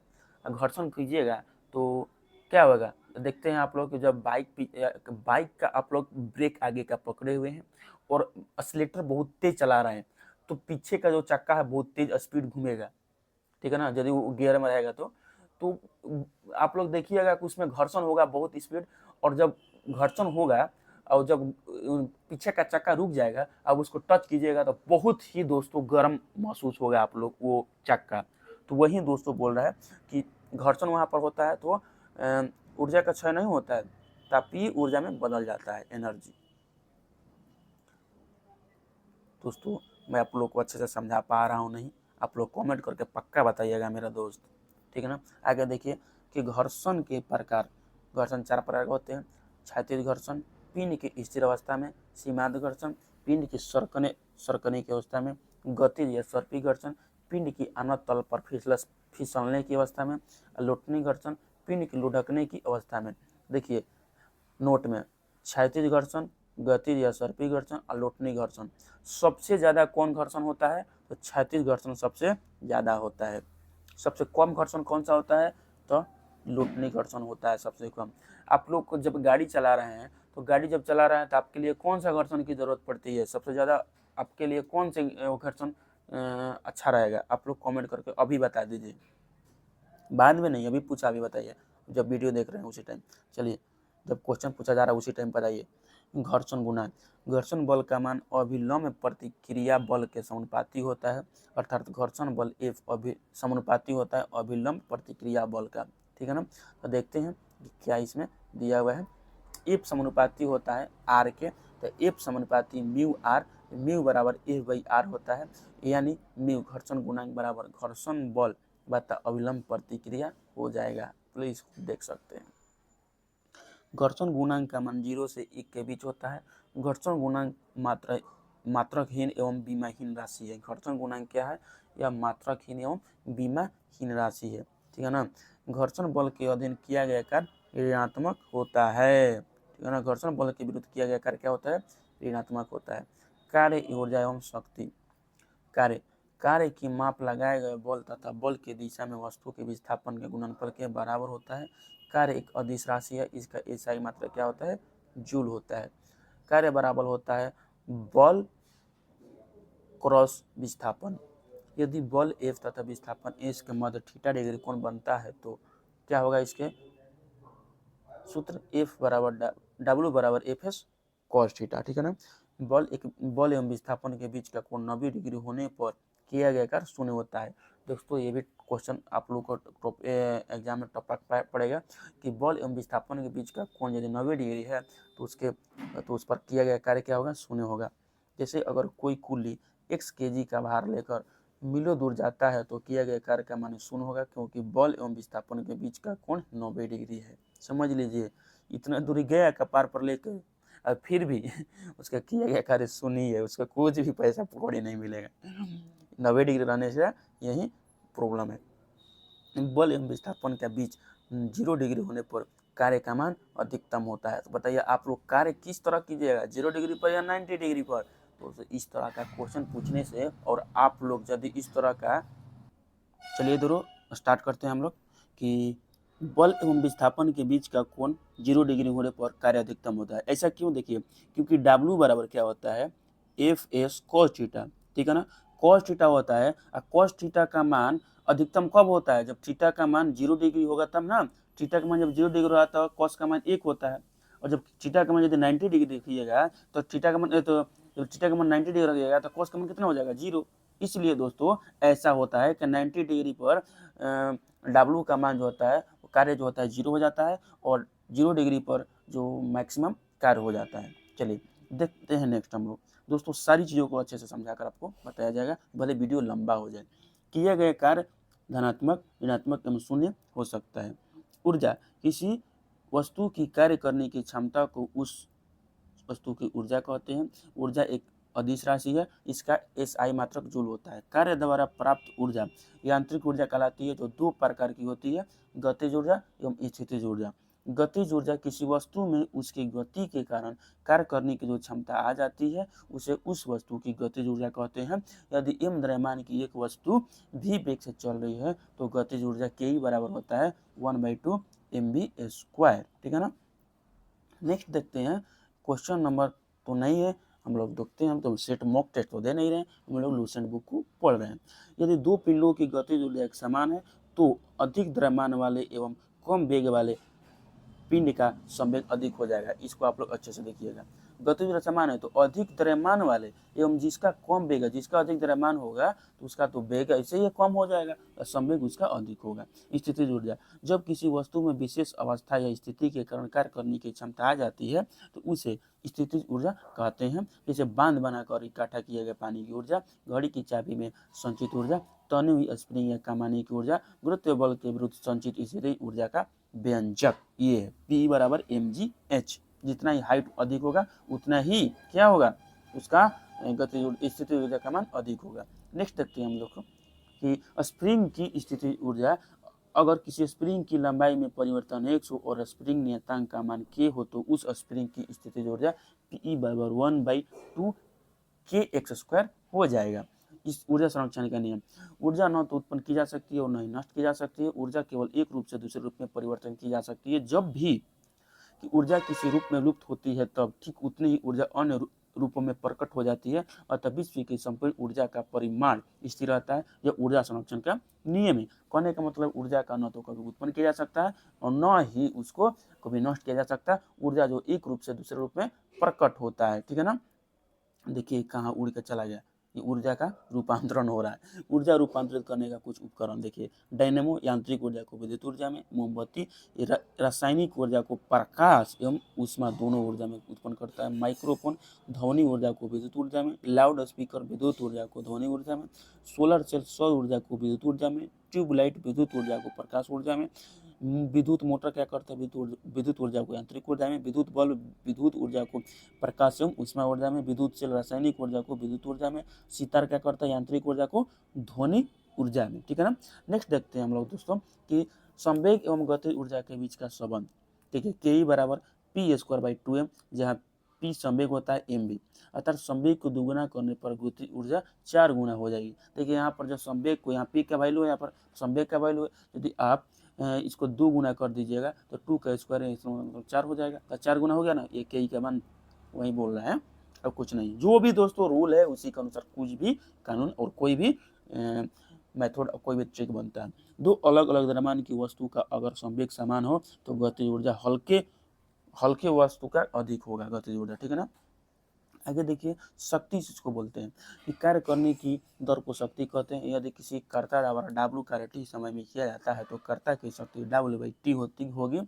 शक्ति का SI मात्रक वाट होता है, जिसे वैज्ञानिक जेम्स वाट के समान में रखा गया है। शक्ति बराबर का कार्य बटा समय होता है या जूल बटा सेकंड होता है। वाट बराबर क्या होता है 10⁻7 अर्ग पर सेकंड होता है। 1 किलो वाट बराबर 1000 वाट हो जाएगा। 1 मेगावाट बराबर 10⁻6 वाट हो जाएगा। शक्ति की एक और मात्रक अश्वशक्ति है। अश्वशक्ति इकाई जेम्स वाट के द्वारा ही दिया गया है। एक अश्वशक्ति बराबर 746 वाट या 550 फीट LBS होता है, ठीक है ना। और या 746 गुना 10⁻7 अर्ग पर सेकंड कह सकते हैं, या एक किलोवाट में बोल सकते हैं 1000/746। इसको आप डिवाइड कीजिएगा तो हो जाएगा 1.34 HP हो जाएगा। तो ये भी क्वेश्चन आता है कि 1 किलोवाट में कितना HP होता है, तो हो जाएगा आपका दोस्तों 1.34 HP, ठीक है। नेक्स्ट देखते हैं हम लोग दोस्तों कि वाट सेकंड ये भी मात्रक है किसका, इस शक्ति का ही मात्रक है। वाट सेकंड में होता है वाट प्लस सेकंड, इसका मतलब जूल हो जाएगा, ठीक है ना। जब घंटा सेकंड से हो जाएगा, टाइम से जहाँ गुणा हुआ वाट से वाट में, तो अपने आप को क्या हो जाएगा, ऊर्जा हो जाएगा, जूल हो जाएगा। जैसे 1 वाट घंटा 3600 जूल हो जाएगा। 1 किलोवाट घंटा में 1000 वाट घंटा हो जाएगा, उसमें 3.6 गुना 10⁻6 जूल हो जाएगा। किलोवाट घंटा विद्युत ऊर्जा का मात्रक है, जिन्हें सामान्य भाषा में एक यूनिट कहा जाता है। देखिए वाट किलोवाट मेगावाट और HP शक्ति की मात्रक। जहाँ इसमें घंटा आया वो क्या हो जाएगा, ऊर्जा का मात्रक हो जाएगा। देखिए सेकेंड, घंटा सब ऊर्जा का मात्रक हो गया, ठीक है। नेक्स्ट देखते हैं दोस्तों गुरुत्वाकर्षण, ठीक है ना। गुरुत्वाकर्षण देखते हैं, ये थोड़ा दोस्तों स्पीड में पढ़ता हूँ, जहाँ पर डाउट होगा आप लोगों का हम वहाँ पर तो समझा देंगे, और हमको भी लगेगा कि यहाँ डाउट आप लोगों का होने वाला है जहाँ कि नहीं, दो पिंडों के बीच कार्य करने का आकर्षण बल पिंडों के मध्य के गुणनफल के अनुपाती तथा उनके बीच के दूरी के वर्ग के बीच के अनुपाती होता है। माना दो पिंड जिनके द्रव्यमान m1 m2 है, एक दूसरे से r दूरी पर स्थित है, तो न्यूटन के नियम के अनुसार उनके बीच लगने वाला आकर्षण बल F बराबर g m1 m2 r square होता है, जहाँ g एक नियतांक है जिसे सार्वत्रिक गुरुत्वाकर्षण नियतांक कहा जाता है, जिसका मान 6.67 गुना 10⁻11 न्यूटन मीटर स्क्वायर पर केजी स्क्वायर। इस वैल्यू को याद कीजिएगा, न्यूटन मीटर स्क्वायर पर केजी स्क्वायर 6.67 गुना 10⁻11, ठीक है ना। नेक्स्ट देखते हैं दोस्तों, सार्वत्रिक गुरुत्वाकर्षण नियतांक का प्रायोगिक मान सबसे पहले हेनरी कैवेंडिश ने 1788 में दिया था। न्यूटन के गुरुत्वाकर्षण के अनुसार दो पिंडों के बीच एक आकर्षण बल कार्य करता है। यदि इनमें से एक पृथ्वी पिंड हो, इसमें एक पिंड जो है वो पृथ्वी हो, तो इस आकर्षण बल को गुरुत्व कहते हैं। अर्थात गुरुत्व वह आकर्षण बल है जिससे पृथ्वी किसी वस्तु को अपने केंद्र की ओर खींचती है। इस बल के कारण जो त्वरण उत्पन्न होता है उसे गुरुत्व जनित त्वरण कहते हैं, जिसका मान 9.8 मीटर पर सेकंड स्क्वायर होता है। गुरुत्व जनित त्वरण वस्तु के आकार, रूप, द्रव्यमान आदि पर निर्भर नहीं करता है। ये किस पर निर्भर करता है? पोजीशन पर, लोकेशन पर निर्भर करता है। देखिए, गुरुत्व जनित त्वरण का मान जो होता है वो विषुवत रेखा पर शून्य, और शून्य क्या है उसको न्यूनतम बोल सकते हैं, और जो ध्रुव है उस पर मैक्सिमम होता है, ठीक है ना। शून्य नहीं होता है, विषुवत रेखा पर कम होता है, ठीक है ना, कम होता है। आगे देखिए, जी का परिवर्तन, जी के मान में परिवर्तन। पृथ्वी की सतह से ऊपर या नीचे जाने पर जी का मान घटता है। पृथ्वी के केंद्र पर गुरुत्व त्वरण का मान शून्य होता है केंद्र पर। पृथ्वी के ध्रुव पर जी का मान महत्तम होता है। पृथ्वी का ध्रुव गति बढ़ाने से, पृथ्वी के घूर्णन गति बढ़ा देने या घटा देने से ध्रुव पर गुरुत्व त्वरण पर जो मान है उसका कोई भी बदलाव नहीं होगा। मतलब कि ध्रुव पर जो भी मान है उसका कोई भी परिवर्तन नहीं होगा जी का। विषुवत रेखा पर जी का मान न्यूनतम होता है। पृथ्वी के घूर्णन गति बढ़ाने पर जी का मान विषुवत रेखा पर कम हो जाता है।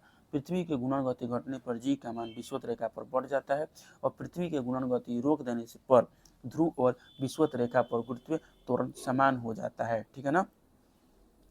पृथ्वी की गति यदि रोक दीजिएगा तो ध्रुव एवं विषुवत रेखा पर जो भी वस्तु है उसका त्वरण समान हो जाएगा। आगे देखते हैं दोस्तों, वेरी इंपॉर्टेंट चीज़ है ये। आगे देखते हैं, यदि पृथ्वी अपनी कोणीय चाल से 17 गुना अधिक चाल से घूमने लगे तो विषुवत रेखा पर की वस्तु का भार शून्य हो जाएगा, यानी वहाँ भारहीनता की स्थिति हो जाएगी। लेकिन ध्रुव पर जी के मान में कोई परिवर्तन नहीं होगा। ऐसी स्थिति में दिन की अवधि 24 घंटे से घटकर 1.4 घंटे मतलब 84 घंटे की हो जाती है। यदि पृथ्वी अपनी अक्ष के परितः घूमना बंद कर दे तो जी का मान में ध्रुव को छोड़कर सभी शेष स्थानों पर वृद्धि हो जाएगी, ठीक है ना। इसको आप लोग समझ सकते हैं। देखिए, क्वेश्चन नहीं है, लिफ्ट में पिंड का भार। दोस्तों, मैं सेट प्रैक्टिस करते क्वेश्चन नंबर बोलने का आदत हो चुका है मेरे मुंह में, फिर भी आप लोग इस पर कोई भी दोस्तों डिस्टर्ब मत होइएगा। जब लिफ्ट ऊपर की ओर जाती है तो लिफ्ट में स्थित पिंड का भार बढ़ा हुआ प्रतीत होता है। जब लिफ्ट नीचे की ओर जाती है तो लिफ्ट में पिंड का भार घटा हुआ प्रतीत होता है। दोस्तों, ये बहुत ही वेरी इंपॉर्टेंट है, इसको आप लोगों का बहुत अच्छा से कवर करना होगा। यह जो मैं अभी जो बात बता रहा हूँ, जब लिफ्ट एक समान वेग से ऊपर या नीचे गति करती है तो लिफ्ट में स्थिर पिंड के भार में कोई भी परिवर्तन नहीं होता है, ठीक है ना। यदि नीचे उतरते समय लिफ्ट की डोरी टूट जाए तो वह मुक्त पिंड की भांति नीचे गिरती है। ऐसी स्थिति में लिफ्ट में स्थित पिंड का भार शून्य होता है, यही भारहीनता की स्थिति कहलाती है, ठीक है ना। नेक्स्ट देखिए दोस्तों, कि यदि लिफ्ट के नीचे उतरते समय लिफ्ट का त्वरण गुरुत्व त्वरण से अधिक हो जाता है तो पिंड अपनी फर्श से उठकर उसकी छत में जा लगेगा। गैलीलियो गैलीली ने सबसे पहले यह निष्कर्ष निकाला कि निर्वात में सभी वस्तुएं समान त्वरण के साथ गति करती है और एक ही समय में जमीन पर पहुंचती है। सबसे पहले किसने ये पता लगाया था? गैलीलियो ने। अगर पृथ्वी पर द्रव्यमान या किसी ग्रह का द्रव्यमान m होता था, त्रिज्या r हो, तो गुरुत्व त्वरण का मान g बराबर हो जाएगा gm/r², या gm बराबर हो जाएगा आपका g/r²। g के मान में प्रतिशत बदलाव r के घात गुना r में परसेंटेज बदलाव, g के मान में परसेंट बदलाव बराबर -2 गुना r में परसेंट बदलाव 5% से कम के लिए इसको इस तरह ये फॉर्मूला है, ठीक है ना। नेक्स्ट देखिए कि उदाहरण, अगर किसी अधर किसी ग्रह के द्रव्यमान को स्थिर रखते हुए ग्रह के त्रिज्या में 2% की वृद्धि कर दी जाए तो गुरुत्व त्वरण के मान में कितने प्रतिशत का बदलाव होगा। तो परसेंटेज बदलाव बराबर -2 गुना 2% बराबर -4%। क्वेश्चन बहुत बढ़िया है, न्यूमेरिकल क्वेश्चन है दोस्तों। अगर किसी ग्रह के द्रव्यमान को स्थिर रखते हुए ग्रह के त्रिज्या में 2% की वृद्धि कर दी जाती है तो गुरुत्व जनित त्वरण के मान में क्या प्रभाव पड़ेगा। तो -2 गुना 2 मतलब -4% की कमी हो जाएगी, यानी गुरुत्व त्वरण के मान में 4% की कमी हो जाएगी। चंद्रमा पर गुरुत्व त्वरण का मान जी का मान का 1/6 है, माने जी के मान का g/6 है। द्रव्यमान एवं भार में अंतर। द्रव्यमान किसी वस्तु में द्रव्य की मात्रा को प्रकट करता है, ठीक है ना, द्रव्यमान में कहीं पर भी नहीं बदलता है। ये क्या बोल रहा है कि किसी वस्तु का भार उस पर लगने वाले बल को, यहाँ से घेर दीजिए, इसको अलग है, किसी वस्तु का भार उस पर लगने वाले बल को कहते हैं। भार का मान अलग अलग स्थान पर अलग अलग होता है क्योंकि जी का मान अलग अलग स्थान पर अलग अलग रहता है और इसका मान बदलता रहता है, ठीक है ना। आगे देखते हैं कि यह अदिश राशि है, ठीक है ना, यह एक सदिश राशि है। बड़ा वाला जी जो है वो क्या है, बड़ा वाला जी जो है, बड़ा वाला जी नहीं, जी द्रव्यमान जो है वो अदिश राशि है और भार जो है ये सदिश राशि है। इसका एसआई मात्रक क्या होता है, केजी होता है, इसका एसआई मात्रक न्यूटन होता है। अंतरिक्ष यान के अंदर या निर्वात में किसी भी वस्तु का भार शून्य होता है, लेकिन द्रव्यमान जो पृथ्वी पर रहेगा वो किसी दूसरे ग्रह पर भी सेम ही रहेगा, ठीक है ना। अब देखते हैं दोस्तों का ग्रह की गति से संबंधित केपलर का नियम। प्रत्येक ग्रह सूर्य के चारों ओर दीर्घवृत्ताकार इलिप्टिकल कक्षा में परिक्रमा करता है तथा सूर्य ग्रह की कक्षा के एक फोकस बिंदु पर स्थित होता है, ठीक है ना। प्रत्येक ग्रह का क्षेत्रीय वेग एरियल वेलोसिटी नियत रहता है। इसका प्रभाव यह होता है कि जब ग्रह सूर्य के निकट होता है तो उसका वेग बढ़ जाता है और जब यह दूर होता है तो उसका वेग कम हो जाता है, ठीक है ना। आगे देखिए कि सूर्य के चारों ओर ग्रह एक चक्कर जितने समय में लगाता है उसे उसका परिक्रमण काल कहते हैं, ठीक है ना, उसका परिक्रमण काल कहते हैं। परिक्रमण काल का वर्ग t² ग्रह के सूर्य से पृथ्वी की दूरी r के घन के अनुक्रमणपाती होता है, अर्थात t² समानुपाती r³ हो जाएगा, ठीक है ना। जितना ये दूरी होगा सूर्य से किसी ग्रह का उतना ही उसका परिक्रमण काल ज़्यादा लगेगा, ठीक है ना। सूर्य से अधिक दूरी के ग्रहों का परिक्रमण काल भी अधिक होता है, अर्थात सूर्य के निकटतम ग्रह बुध का परिक्रमण काल 88 दिन का है, जबकि दूरस्थ ग्रह वरुण का परिक्रमण काल कितना है दोस्तों, वरुण का परिक्रमण काल 165 वर्ष का है। आप लोग अंतर देख सकते हैं। IAU ने यम को ग्रह की श्रेणी से निकाल दिया है, इसलिए अब दूरस्थ ग्रह कौन सा है, वरुण है, जिसका परिक्रमण काल 165 वर्ष है। उपग्रह किसी ग्रह के चारों ओर परिक्रमा करने वाले पिंड को उस ग्रह का उपग्रह कहते हैं। चंद्रमा पृथ्वी का एक उपग्रह है क्योंकि चंद्रमा जो है वो पृथ्वी का परिक्रमा करता है। नेक्स्ट देखते हैं दोस्तों को उपग्रह का कक्षीय वेग क्या होता है। तो मान लीजिए कि पृथ्वी m द्रव्यमान तथा r त्रिज्या का एक समांगी गोला है जिसके चारों ओर r त्रिज्या की वृत्तीय कक्षा में m द्रव्यमान का एक उपग्रह कक्षीय वेग v0 से घूम रहा है। तो v0 बराबर √g m/r+h है, जहाँ h उपग्रह की पृथ्वी की सतह से ऊंचाई है। उपरोक्त समीकरण स्पष्ट होता है, ये वाला आप लोग याद कीजिएगा, कक्षीय वेग का फॉर्मूला है। क्या स्पष्ट होता है कि उपग्रह का कक्षीय वेग उपग्रह के द्रव्यमान m पर निर्भर नहीं करता है बल्कि कक्षा के त्रिज्या पर निर्भर करता है, यानी कक्षा के त्रिज्या जितना अधिक होगा उपग्रह का वेग उतना ही कम होगा। अब gm बराबर होता है g/r² रखने पर, ठीक है ना, रखिएगा तो कितना होगा, रखिएगा यहाँ पर, तो आप लोग देख सकते हैं ये रखने से।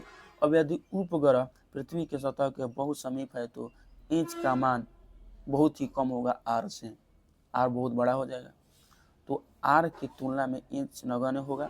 तो v0 बराबर क्या होता है √g r, यही होता है। आगे देखिए नोट में क्या बोला है, पृथ्वी तल के अति निकट चक्कर लगाने वाला उपग्रह की कक्षीय चाल लगभग 8 किलोमीटर/सेकंड होता है, ठीक है ना।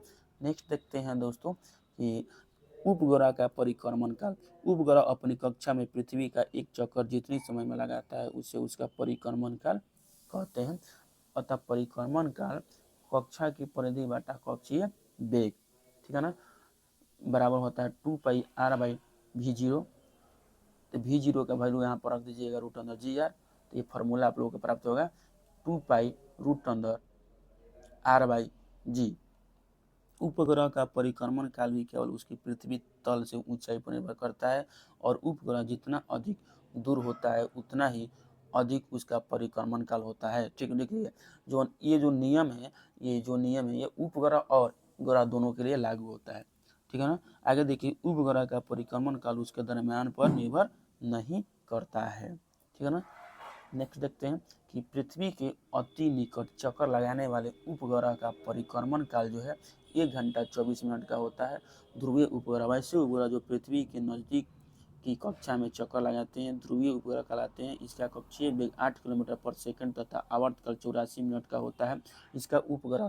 इसका उपयोग मौसम संबंधी जानकारी के लिए किया जाता है। जो सबसे नज़दीक होते हैं उनका प्रयोग किस लिए किया जाता है? मौसम संबंधी कार्य के लिए किया जाता है। पूर्वस्थायी उपग्रह, ऐसा उपग्रह जो पृथ्वी के अक्ष के लंबवत तल में पश्चिम से पूर्व की ओर पृथ्वी की परिक्रमा करता है तथा जिसका परिक्रमण काल पृथ्वी के परिक्रमण काल 24 घंटे के बराबर तथा कक्षीय वेग 3.1 किलोमीटर पर सेकंड होता है तो भूस्थायी उपग्रह कहलाता है। यह उपग्रह पृथ्वी तल से लगभग 36,000 किलोमीटर की ऊंचाई पर रहकर पृथ्वी का परिक्रमण करता है।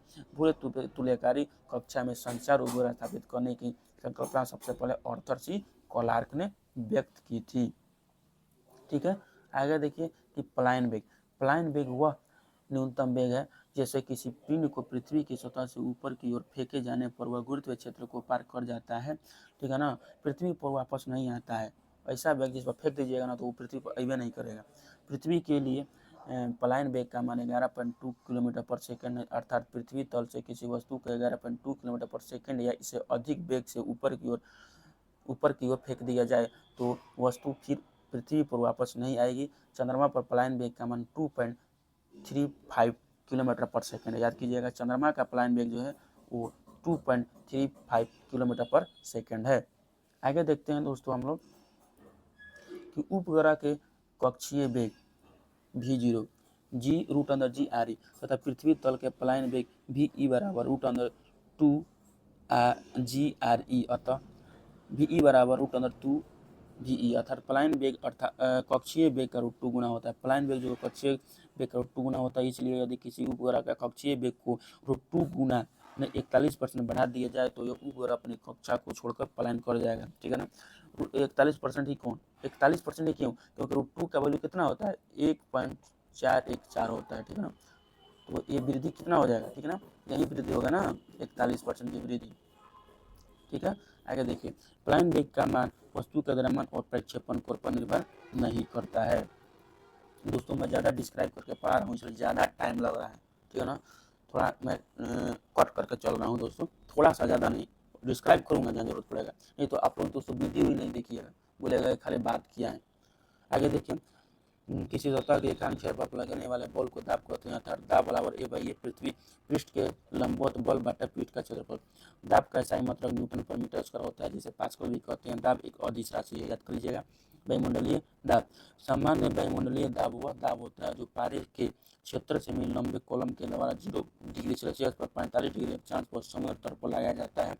यह एक वर्ग से मिल क्रस्ट काट वाले पारे के क्षेत्र से मिल लंबे कॉलम के भार के बराबर होता है।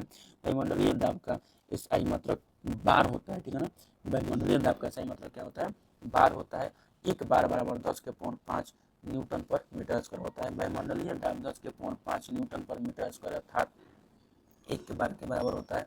पृथ्वी की सतह से ऊपर जाने पर वायुमंडलीय दाब कम होता जाता है, जिसके कारण पहाड़ों पर खाना बनाने में कठिनाई होती है। वायुयान में बैठे यात्री के फाउंटेन पेन से स्याही ली जाती है। वायुमंडलीय दाब को बैरोमीटर से मापा जाता है। इसकी सहायता से मौसम संबंधी पूर्वानुमान भी लगाया जा सकता है। बैरोमीटर का पठ्यांक जब एकाएक नीचे गिरता है तो आंधी आने की संभावना होती है। बैरोमीटर का पठ्यांक जब धीरे धीरे नीचे गिरता है तो वर्षा होने की संभावना होती है। ठीक है ना। आगे देखिए कि बैरोमीटर का पठ्यांक जब धीरे धीरे ऊपर चढ़ता है तो दिन साफ होने की संभावना होती है। गैसों का दाब मापने के लिए मैनोमीटर का प्रयोग करते हैं। द्रव में दाब, द्रव के अणुओं द्वारा बर्तन की दीवार अथवा तली के प्रत्येक क्षेत्र पर लगने वाले बल को द्रव का दाब कहते हैं। द्रव के अंदर किसी बिंदु पर द्रव के कारण दाब द्रव के सतह से उस बिंदु की गहराई, द्रव के घनत्व तथा गुरुत्वीय त्वरण जी के गुणनफल के बराबर होता है, अर्थात पी मतलब दाब मतलब HdG होता है। ठीक है ना। आगे देखिए दोस्तों कि द्रवों में दाब के नियम। द्रव स्थिर द्रव में एक ही क्षैतिज तल में स्थित सभी बिंदुओं पर दाब समान होता है। स्थिर द्रव के भीतर किसी बिंदु पर दाब प्रत्येक दिशा में बराबर होता है।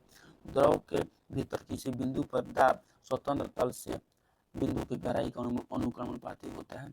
किसी बिंदु पर द्रव का दाब द्रव के घनत्व पर निर्भर करता है और घनत्व अधिक होने पर दाब भी अधिक होता है। वहीं देखिए आपको क्या बता रहे हैं, क्षैतिज तल के दिशा का HdG पर निर्भर करता है, हर चीज HdG पर निर्भर करता है, पी। ठीक है ना।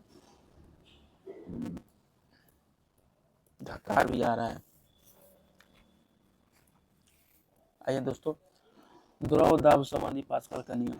पास्कल के नियम का प्रथम कथन, यदि गुरुत्वीय प्रभाव को नगण्य मान लिया जाए तो संतुलन की अवस्था में द्रव के भीतर प्रत्येक बिंदु पर दबाव समान हो जाएगा। पास्कल का द्वितीय नियम, यदि किसी बर्तन में बंद द्रव के किसी भाग पर आरोपित बल द्रव द्वारा सभी दिशाओं में समान परिमाण में संचारित कर दिया जाता है। ठीक है ना। किसी बर्तन में बंद द्रव के किसी भाग पर आरोपित बल द्रव द्वारा सभी दिशा में समान परिमाण में संचारित कर दिया जाता है। पास्कल के नियम पर आधारित कुछ यंत्र हैं, हाइड्रोलिक लिफ्ट, हाइड्रोलिक प्रेस और हाइड्रोलिक ब्रेक आदि। द्रव का दाब उस पात्र के आकार पर या आकृति पर निर्भर नहीं करता है इसमें उसको रखा जाता है। ठीक है ना। अब देखते हैं कि क्वथनांक तथा गलनांक पर दाब का प्रभाव। ठीक है ना।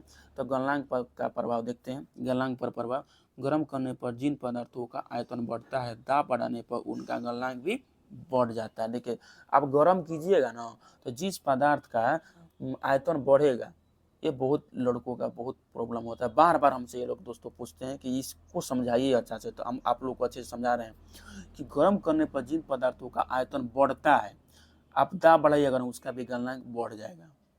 जैसे मोम, घी, आप उसको गर्म कीजिएगा बढ़ेगा, दाब बढ़ाने पर गलनांक भी बढ़ जाएगा।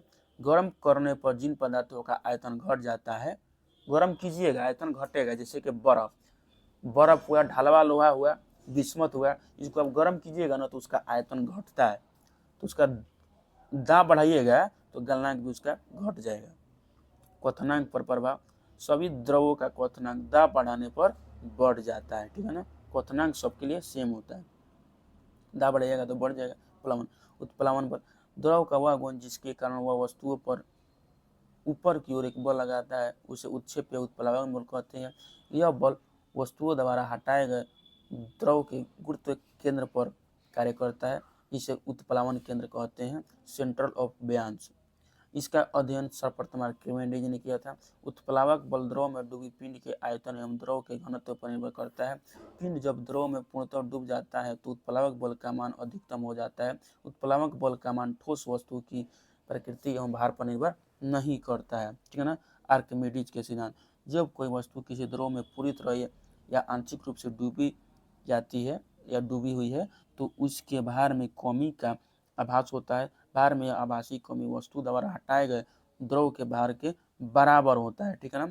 पनडुब्बी जो जलयान जो है वो आर्किमिडीज के सिद्धांत पर ही काम करता है। ठीक है ना। मैनोमीटर, सरल वायुदाब-मापी, 14 वायुदाब-मापी, निद्रव वायुदाब-मापी, तुंगता मापी, ये सभी यंत्र द्रव दाब व आर्किमिडीज के सिद्धांत पर कार्य करते हैं। प्लवन का नियम, संतुलन अवस्था में तैरने पर वस्तु अपने भार के बराबर द्रव विस्थापित करता है। संतुलन अवस्था में जैसे तैरेगा तो जितना उसका भार रहेगा उतना ही भार के जल को विस्थापित करता है। ठोस का गुरुत्व केंद्र तथा हटाए गए द्रव का गुरुत्व केंद्र दोनों एक ही ऊर्ध्वाधर में होना चाहिए। जो ठोस का गुरुत्व केंद्र होता है और जो जल का गुरुत्व केंद्र होता है सब एक ही बिंदु में होते हैं, एक ही लाइन में होते हैं। अब दोस्तों हम लोग देखते हैं कि घनत्व किसको बोलते हैं। तो देखिए घनत्व बराबर होता है द्रव्यमान बटा आयतन। इसका एसआई मात्रक किलोग्राम मीटर पर मीटर -3 होता है, ठीक है ना, मीटर -3 होता है। आगे देखिए अपेक्षिक घनत्व या विशिष्ट गुरुत्व। अपेक्षिक घनत्व बराबर होता है वस्तु का घनत्व बटा 4 डिग्री सेल्सियस पर किसका, जल का घनत्व, ठीक है ना। अब हम लोग दोस्तों नोट देखते हैं कि जल का महत्तम घनत्व 4 डिग्री सेल्सियस पर 39.2 फ़ारेनहाइट पर होता है, ठीक है ना। अब देखते हैं कि अपेक्षिक घनत्व एक अनुपात है, अतः इसका कोई भी मात्रक नहीं होता है। मात्रक की सभी प्रणाली या इसका मान समान होता है, मात्रक की सभी प्रणालियों में इसका मान समान होता है। अपेक्षिक घनत्व को हाइड्रोमीटर से मापा जाता है, यह प्लवन के सिद्धांत पर काम करता है। सामान्य जल की अपेक्षा समुद्री जल का घनत्व अधिक होता है, इसलिए इसमें तैरना आसान होता है। जब बर्फ समुद्र के पानी में तैरता है तो उसका आयतन का 1/10 भाग पानी के ऊपर एवं 9/10 भाग पानी के नीचे रहता है। किसी बर्तन में पानी भरा है और उस पर बर्फ तैर रही है, जब बर्फ पूरी तरह से पिघल जाएगी तो पात्र में पानी का तल बढ़ता नहीं है, पहले के समान ही रहता है, ठीक है ना।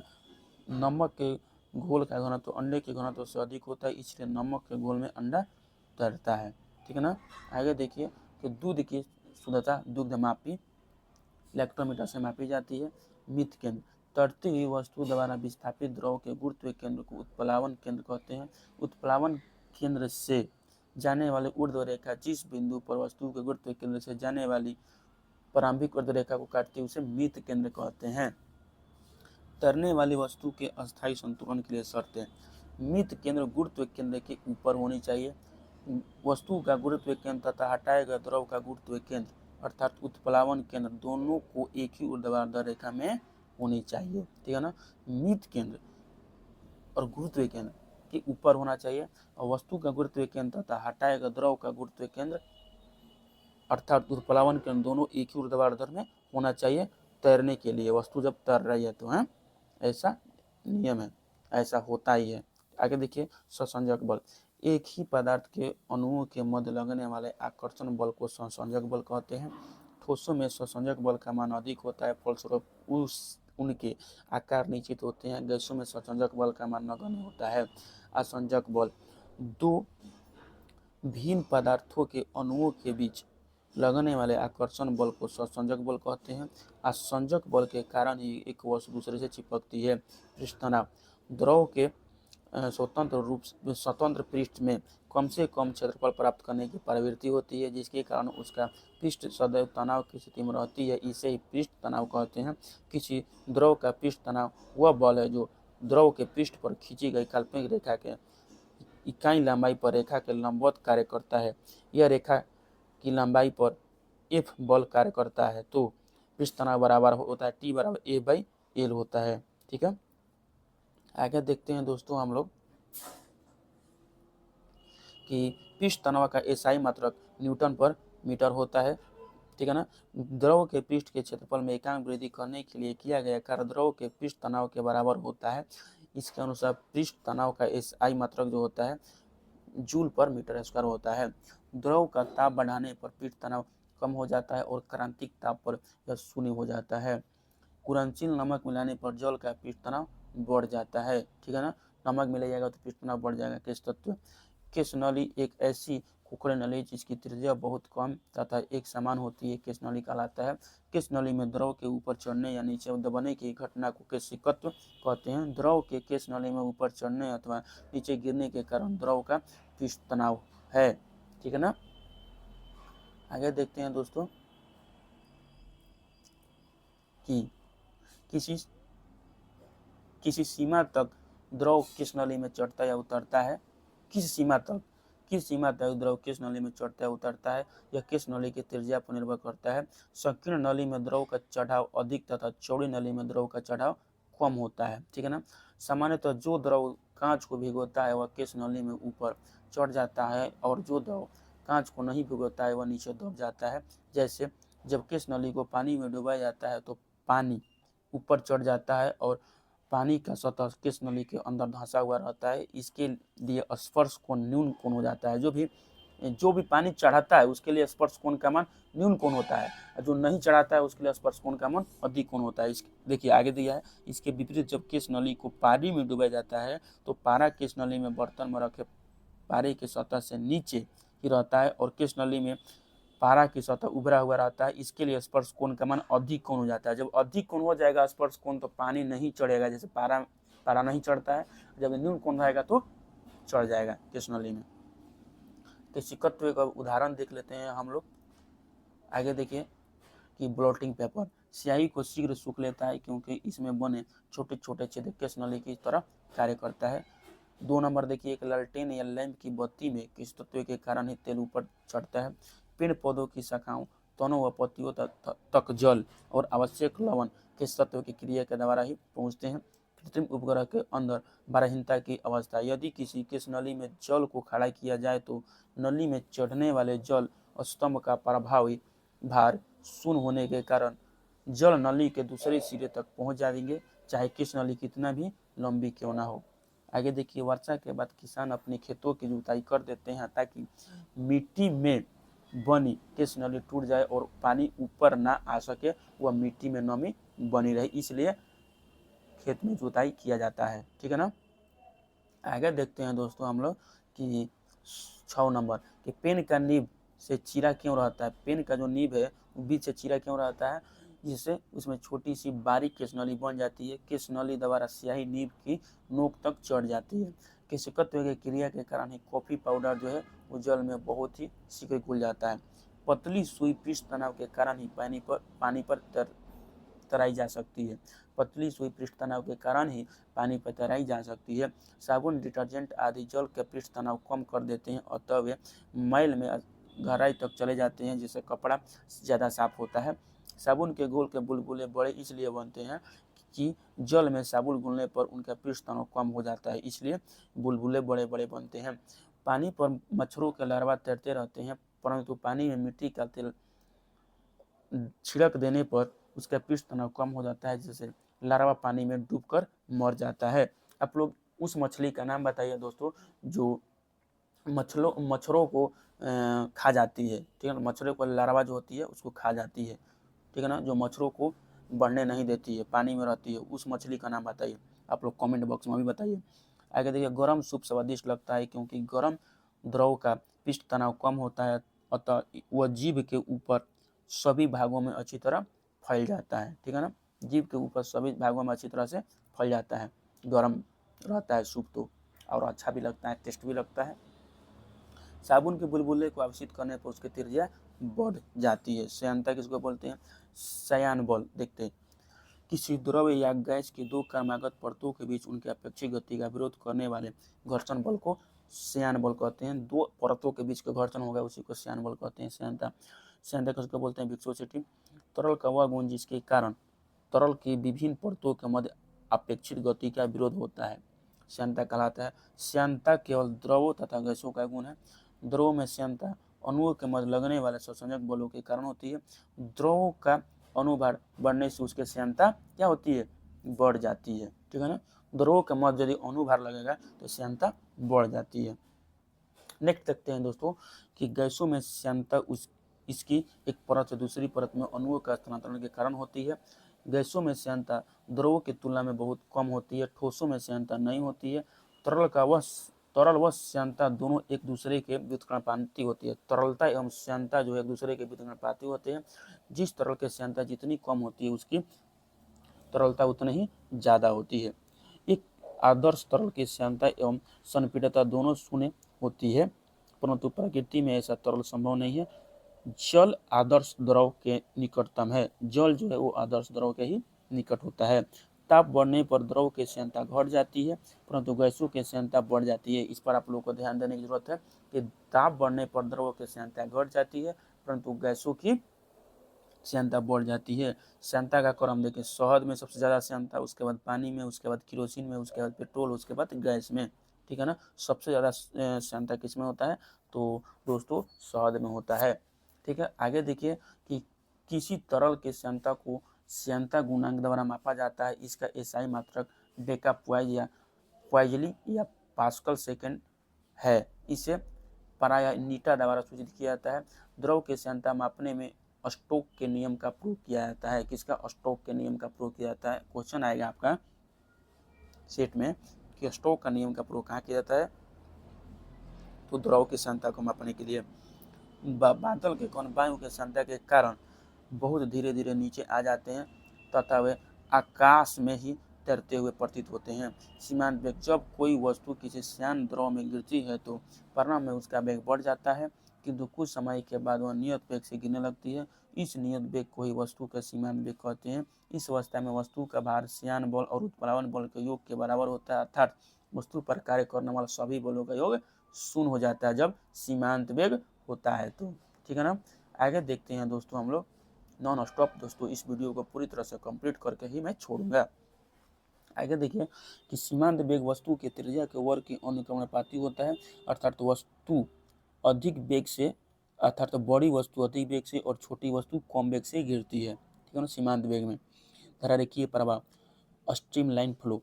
देखिए द्रव का ऐसा प्रभाव जिससे द्रव का प्रत्येक कण उसी बिंदु से गुजरता है जिससे पहले वाला कण गुजरा था, धारारेखीय प्रवाह कहलाता है। जो लाइन से जो शुरू वाला गया वो पीछे वाला उसी से जा रहा है तो धारारेखीय प्रवाह होता है। इसमें किसी नियत बिंदु पर प्रवाह की चाल व उसकी दिशा निश्चित बनी रहती है, यानी हर जगह पर इसका जो नियत चाल है उसकी बनी रहती है। क्रांतिक वेग: धारारेखीय प्रवाह के महत्तम वेग को क्रांतिक वेग कहते हैं, अर्थात धारारेखीय प्रवाह की वह उच्चतम सीमा जिसके बाद धारा का प्रवाह जो है वो रेखीय न होकर विक्षुब्ध हो जाए वह क्रांतिक वेग कहलाता है। मतलब धारा रेखीय का महत्तम वेग को क्रांतिक वेग कहा जाता है। आगे देखते हैं दोस्तों हम लोग पूरी आसानी से क्या दिया हुआ है कि यदि द्रव का प्रवाह, देखिए यदि द्रव प्रवाह का वेग क्रांतिक वेग से कम होता है तो उसका प्रभाव उसकी श्यानता पर निर्भर करता है। यदि क्रांतिक वेग से कम होगा तो यदि द्रव प्रवाह का वेग जो है उसके क्रांतिक वेग से अधिक होगा तो उसका प्रभाव जो है मुख्यतः घनत्व पर निर्भर करता है। जैसे ज्वालामुखी से निकलने वाला लावा बहुत अधिक गाढ़ा होने पर भी तेजी से बहता है क्योंकि उसका घनत्व अपेक्षाकृत कम होता है और घनत्व ही उसके वेग को निर्धारित करता है। ठीक है ना। बर्नौली का परिमेय देखिए, जब कोई आदर्श द्रव किसी नली में धारारेखीय प्रवाह में बहता है तो उसके मार्ग में प्रत्येक बिंदु पर उसके एकांक आयतन की कुल ऊर्जा, दबाव ऊर्जा, गतिज ऊर्जा, स्थितिज ऊर्जा का योग नियत रहता है। इस परिमेय पर आधारित वेंचुरी मीटर से नली में द्रव के प्रवाह की दर ज्ञात की जाती है। ठीक है ना। आगे देखते हैं दोस्तों के बर्नौली परिमेय के अनुसार गतिज ऊर्जा के बढ़ने से दबाव का प्रभाव। देखिए बर्नौली परिमेय के अनुसार गतिज ऊर्जा के बढ़ने से, देखिए कि बर्नौली परिमेय के अनुसार गतिज ऊर्जा के बढ़ने से दबाव घटता है, दबाव जो घटता है तथा गतिज ऊर्जा के घटने से दबाव बढ़ जाता है। बर्नौली परिमेय ऊर्जा संरक्षण के सिद्धांत पर काम करता है। ठीक है ना। बर्नौली का परिमेय जो है वो ऊर्जा संरक्षण के सिद्धांत पर कार्य करता है। अब हम देखेंगे दोस्तों प्रत्यास्थता, इलास्टिसिटी। प्रत्यास्थता पदार्थ का वह गुण है जिसके कारण वस्तु उस पर लगाए गए बाह्य बल से उत्पन्न किसी भी प्रकार के परिवर्तन का विरोध करती है। जैसे कि बल हटा लिया जाता है वो अपने ही पूर्व अवस्था में आ जाता है। जैसे देखिए आप लोहे का कोई रॉड है उसको आप लोग थोड़ा टेढ़ा कोने की कोशिश करते हैं, लेकिन जब आप बल लगाना छोड़ देते हैं तो क्या हो जाता है, टेढ़ा से सीधा हो जाता है। ज़्यादा तो उसको बल लगा दीजिएगा तो टूट ही जाएगा। तो वही प्रत्यास्थता के सीमा बोलते हैं। देखिए उसी को जब कितना बल लगाइएगा कि टेढ़ा नहीं होगा, टूटेगा नहीं, टेढ़ा हो जाएगा, तो वही प्रत्यास्थता की सीमा है, उसको पढ़ते हैं।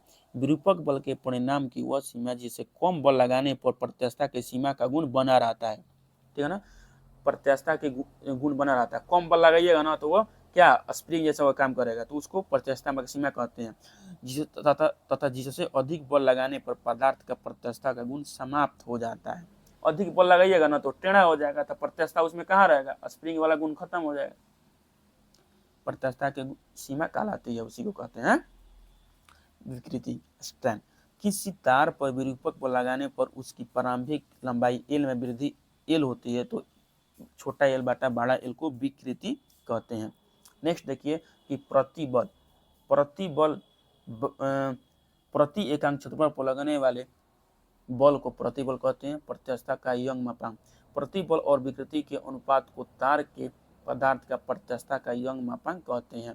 हुक का नियम, प्रत्यास्थता के सीमा में किसी वस्तु में उत्पन्न विकृति उस पर लगाए गए प्रतिबल के अनुकमणपाती होती है, अर्थात प्रतिबल समानुपाती होती है विकृति की, या विकृति प्रतिबल बटा विकृति बराबर ई क्या है, एक प्रत्यक्षता का गुणांक है। ठीक है, नेक्स्ट देखते हैं दोस्तों कि प्रत्यक्षता का गुणांक भिन्न भिन्न पदार्थों के लिए भिन्न भिन्न होता है। इसका एसआई मात्रक न्यूटन पर मीटर स्क्वायर होता है, जिसे पास्कल कहते हैं। तो प्रत्यक्षता का गुणांक का एसआई मात्रक क्या होता है, पास्कल होता है। ठीक है ना, आगे देखते हैं दोस्तों हम लोग कि यंग का प्रत्यक्षता गुणांक, यदि विकृति अनुदैर्ध्य है तो प्रत्यक्षता गुणांक को यंग प्रत्यक्षता गुणांक कहते हैं।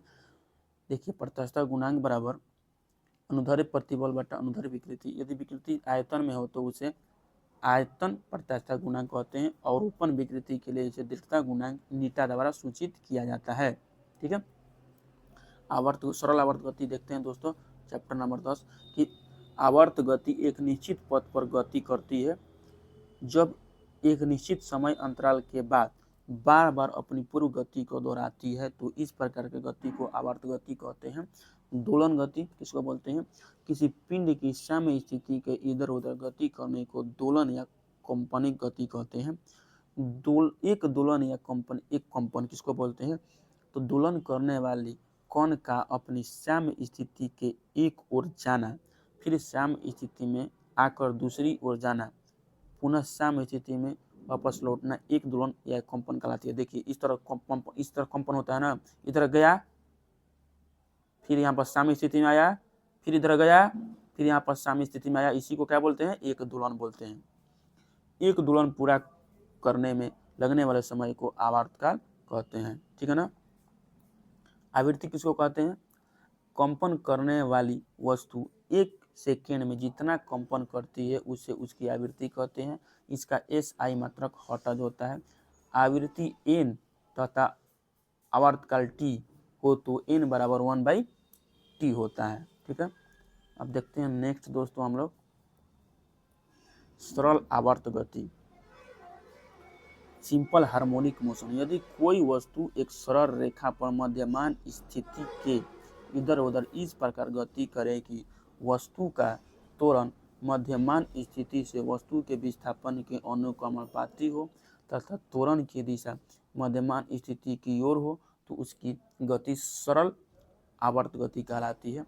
सरल आवर्त गति की विशेषताएं, सरल आवर्त गति करने वाली कण जब अपनी मध्यमान स्थिति से गुजरता है, जब मध्यमान स्थिति से मतलब यहाँ से गुजरेगा, देखिए इस तरह कंपन करता है, तो जब यहाँ से गुजरेगा तो देखिए क्या होगा, उस पर कोई भी बल कार्य नहीं करेगा।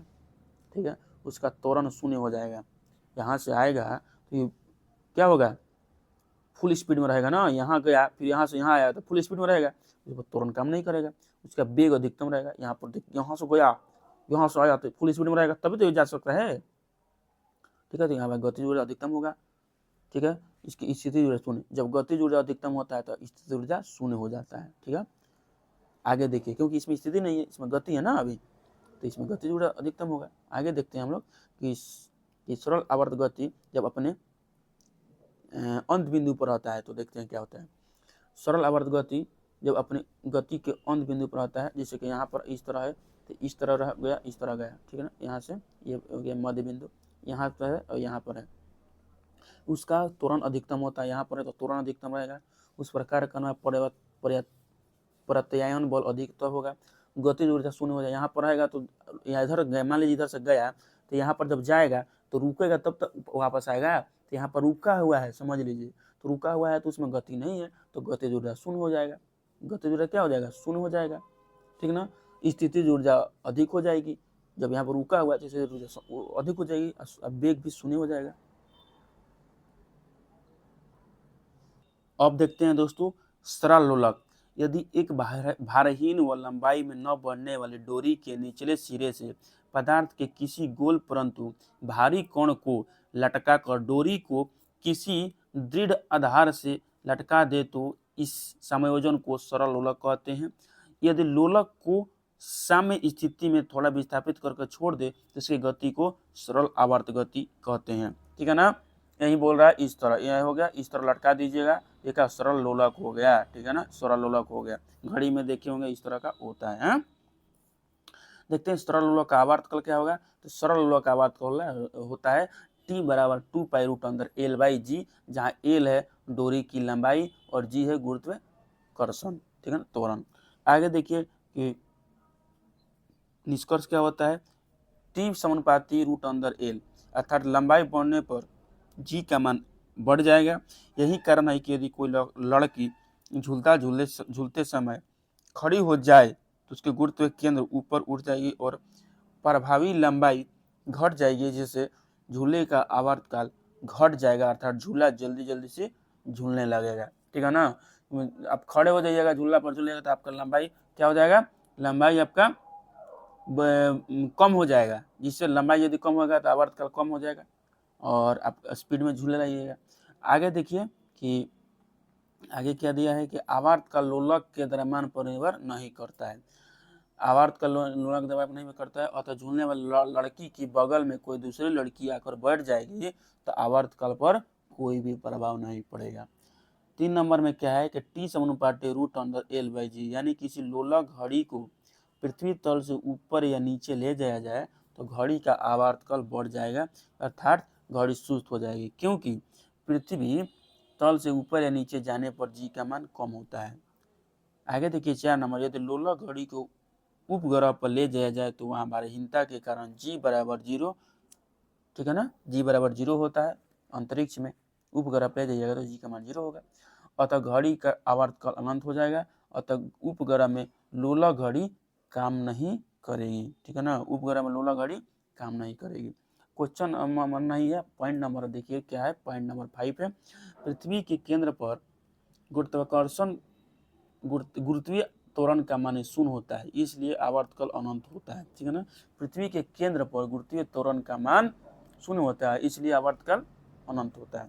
गर्मियों में लोलक की लंबाई एल बढ़ जाएगी तो इसका आवर्तकाल टी भी बढ़ जाएगा, अतः घड़ी सुस्त हो जाएगी। सर्दियों में एल कम हो जाता है पर टी भी कम हो जाएगा और लोलक घड़ी तेज चलने लगेगी। सर्दियों में एल क्या हो जाएगा, कम होता है, लंबाई कम हो जाता है।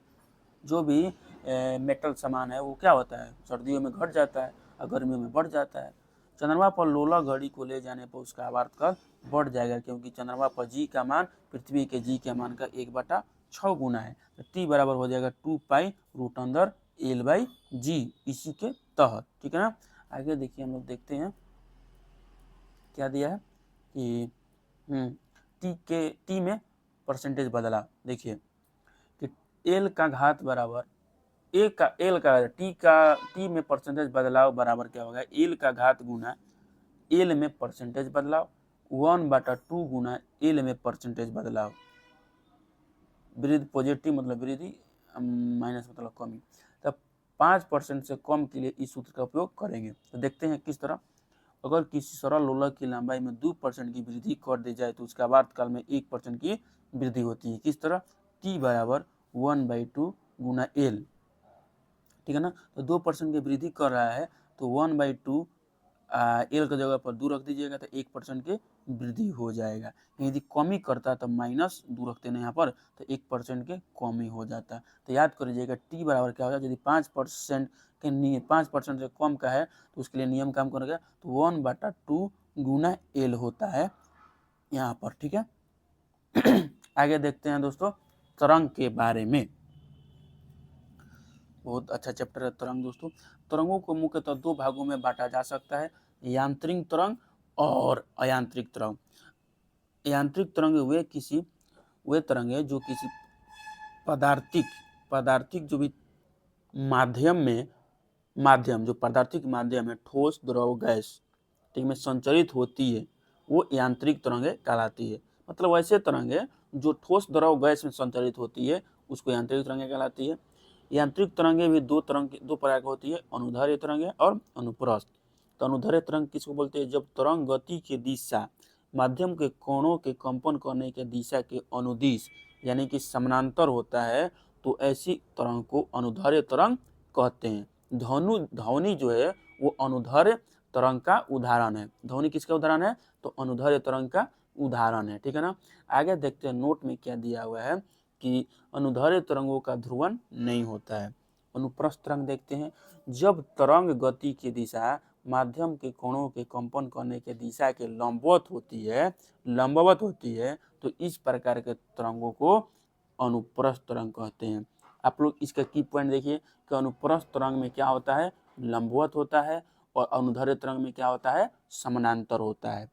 अयांत्रिक तरंग या विद्युत चुंबकीय तरंग किसको बोलते हैं, वैसे तरंगे जिसके संचरण के लिए किसी माध्यम की आवश्यकता नहीं होती है, अर्थात तरंगे निर्वात में भी संचरित हो सकती है, उन्हें विद्युत चुंबकीय या अयांत्रिक तरंगे कहते हैं। सभी विद्युत चुंबकीय तरंगे एक ही वेग से चलती है जो प्रकाश की वेग के बराबर होती है। ठीक है ना। आगे देखते हैं कि सभी विद्युत चुंबकीय तरंगे क्या होती है, वो फोटोन की बनी होती है। किसकी, फोटोन की बनी होती है। विद्युत चुंबकीय तरंगों का तरंगदैर्घ्य परिसर 10 के पावर -14 मीटर से लेकर 10 के पावर 4 मीटर तक होता है। विद्युत चुंबकीय तरंगों का गुण क्या होता है, यह उदासीन होता है, यह अनुप्रस्थ होती है, यह प्रकाश के वेग से गमन करती है, इसके पास ऊर्जा एवं संवेग होती है। इसका अवधारणा मैक्सवेल द्वारा प्रतिपादित किया गया था। ठीक है ना। तरंग गति, वेव मोशन, किसी कारक द्वारा उत्पन्न विक्षोभ के आगे बढ़ने की क्रिया को तरंग गति कहते हैं। ठीक है।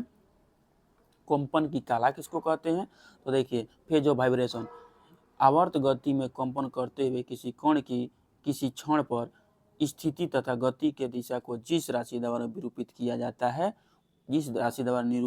जाता है उसे उस क्षण पर कंपन की काला कहते हैं। निम्न तरंगे विद्युत चुंबकीय तरंगे नहीं है। कैथोड किरणें, कर्नाल किरणें, अल्फा किरणें, बीटा किरणें, ध्वनि तरंगे और प्रसव्य तरंगे, ये सब विद्युत चुंबकीय तरंगे नहीं है। क्यों विद्युत चुंबकीय तरंग नहीं है, क्योंकि देखिए जो कैथोड किरणें होती है नेगेटिव होती है, जो कैथोड किरणें होती है वो नेगेटिव होती है, सब लोगों को मालूम है। कर्नाल किरण पॉजिटिव होती है, अल्फा किरण भी पॉजिटिव होती है, बीटा किरण भी नेगेटिव होती है। ध्वनि तरंगे तो जानवे करते हैं ये क्या, अयांत्रिक तरंग है। प्रसव्य तरंग क्या है, ये यांत्रिक तरंग है, अयांत्रिक नहीं, ये यांत्रिक तरंग है। तो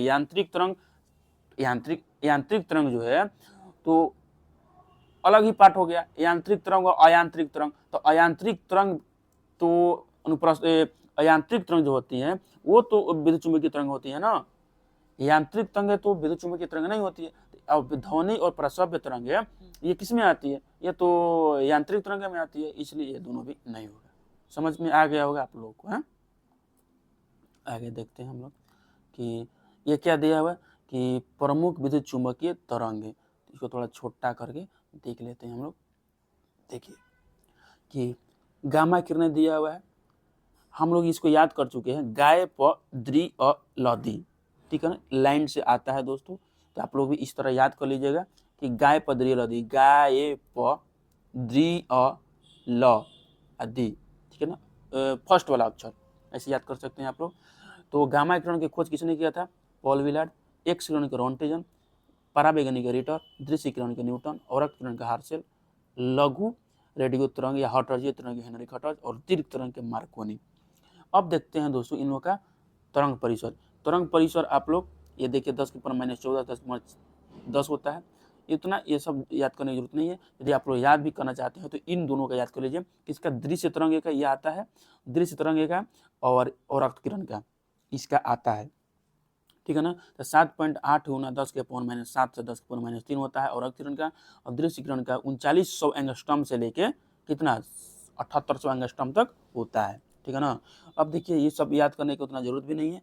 आप लोग गामा किरण के उपयोग देख लीजिए। इसकी भेदन क्षमता अत्यधिक होती है। इसका उपयोग नाभिकीय अभिक्रिया तथा रेडियो जो कृत्रिम रेडियो सक्रियता धर्मिकता है उसको उत्पन्न करने में इसका प्रयोग किया जाता है। ठीक है ना। एक्स किरण का प्रयोग कहाँ किया जाता है, चिकित्सा एवं औद्योगिक क्षेत्र में इसका उपयोग किया जाता है। सब लोग तो एक्सरे कराया ही होगा, जिसका पैर वगैरह हाथ गोड़ वगैरह टूटा है वो तो सब लोग तो एक्सरे कराया होगा, तो इसी में इसका प्रयोग किया जाता है। अब आइए देखिए कि पराबैंगनी किरण जिसकी खोज रिटर ने की थी, सिकाई करने में, प्रकाश विद्युत प्रभाव को उत्पन्न करने में, बैक्टीरिया को नष्ट करने में एवं रुपया जांचने में भी पराबैंगनी किरण का प्रयोग किया जाता है। आ जाएगा दोस्तों आप लोगों का क्वेश्चन में टपक जाएगा कि कौन सा किरण का प्रयोग जो नोट है उसको जांच करने में यूज किया जाता है, तो इसका आंसर हो जाएगा पराबैंगनी किरण। ठीक है ना। अतः दृश्य किरण को हमको यूज किया जाता है दिखने के लिए हम लोग, और औरक्त विकिरण का प्रयोग किस लिए करते हैं, वे विकिरण, ये विकिरण जो होती है ये उसमें विकिरण होती है, ये किसी भी वस्तु पर पड़ती है तो उसका ताप बढ़ा देती है।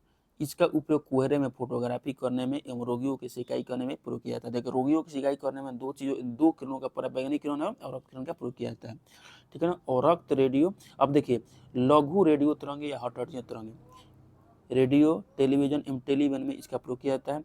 दीर्घ रेडियो तरंगे रेडियो एवं टेलीविजन में इसका प्रयोग किया जाता है। आगे देखिए गामा किरण का नामकरण किसने किया था? रदरफोर्ड ने। गामा किरण का खोज किया था पॉल बियर्ड में, नामकरण किया था रदरफोर्ड ने। 10⁻³ मीटर से 10⁻² मीटर की तरंगे को सूक्ष्म तरंगे कहते हैं, ठीक है ना। अब हम लोग वास्तविक रूप में आ जाते हैं, थोड़ा बड़ा करके देखते हैं, ठीक है ना। देखिए कि आयाम किसको बोलते हैं? दोलन करने वाली वस्तु अपने सम स्थिति के किसी भी ओर जितनी अधिक से अधिक दूरी तक जाती है उस दूरी को दोलन का आयाम कहते हैं। देखिए मैं आपको समझा, दोलन का आयाम किसको बोलते हैं? देखिए ये हो गया लोलक, यहाँ से यहाँ तक गया और यहाँ से यहाँ तक गया, ठीक है ना। इधर जाता है ना इस तरह, तो जो यहाँ से लेके यहाँ तक जो दूरी गया इसी को क्या बोलेंगे? यहाँ से यहाँ तक अधिकतम दूरी, इसको बोलेंगे आयाम, ठीक है ना, आयाम बोलेंगे, ठीक है। तरंग दैर्घ्य किसको बोलते हैं?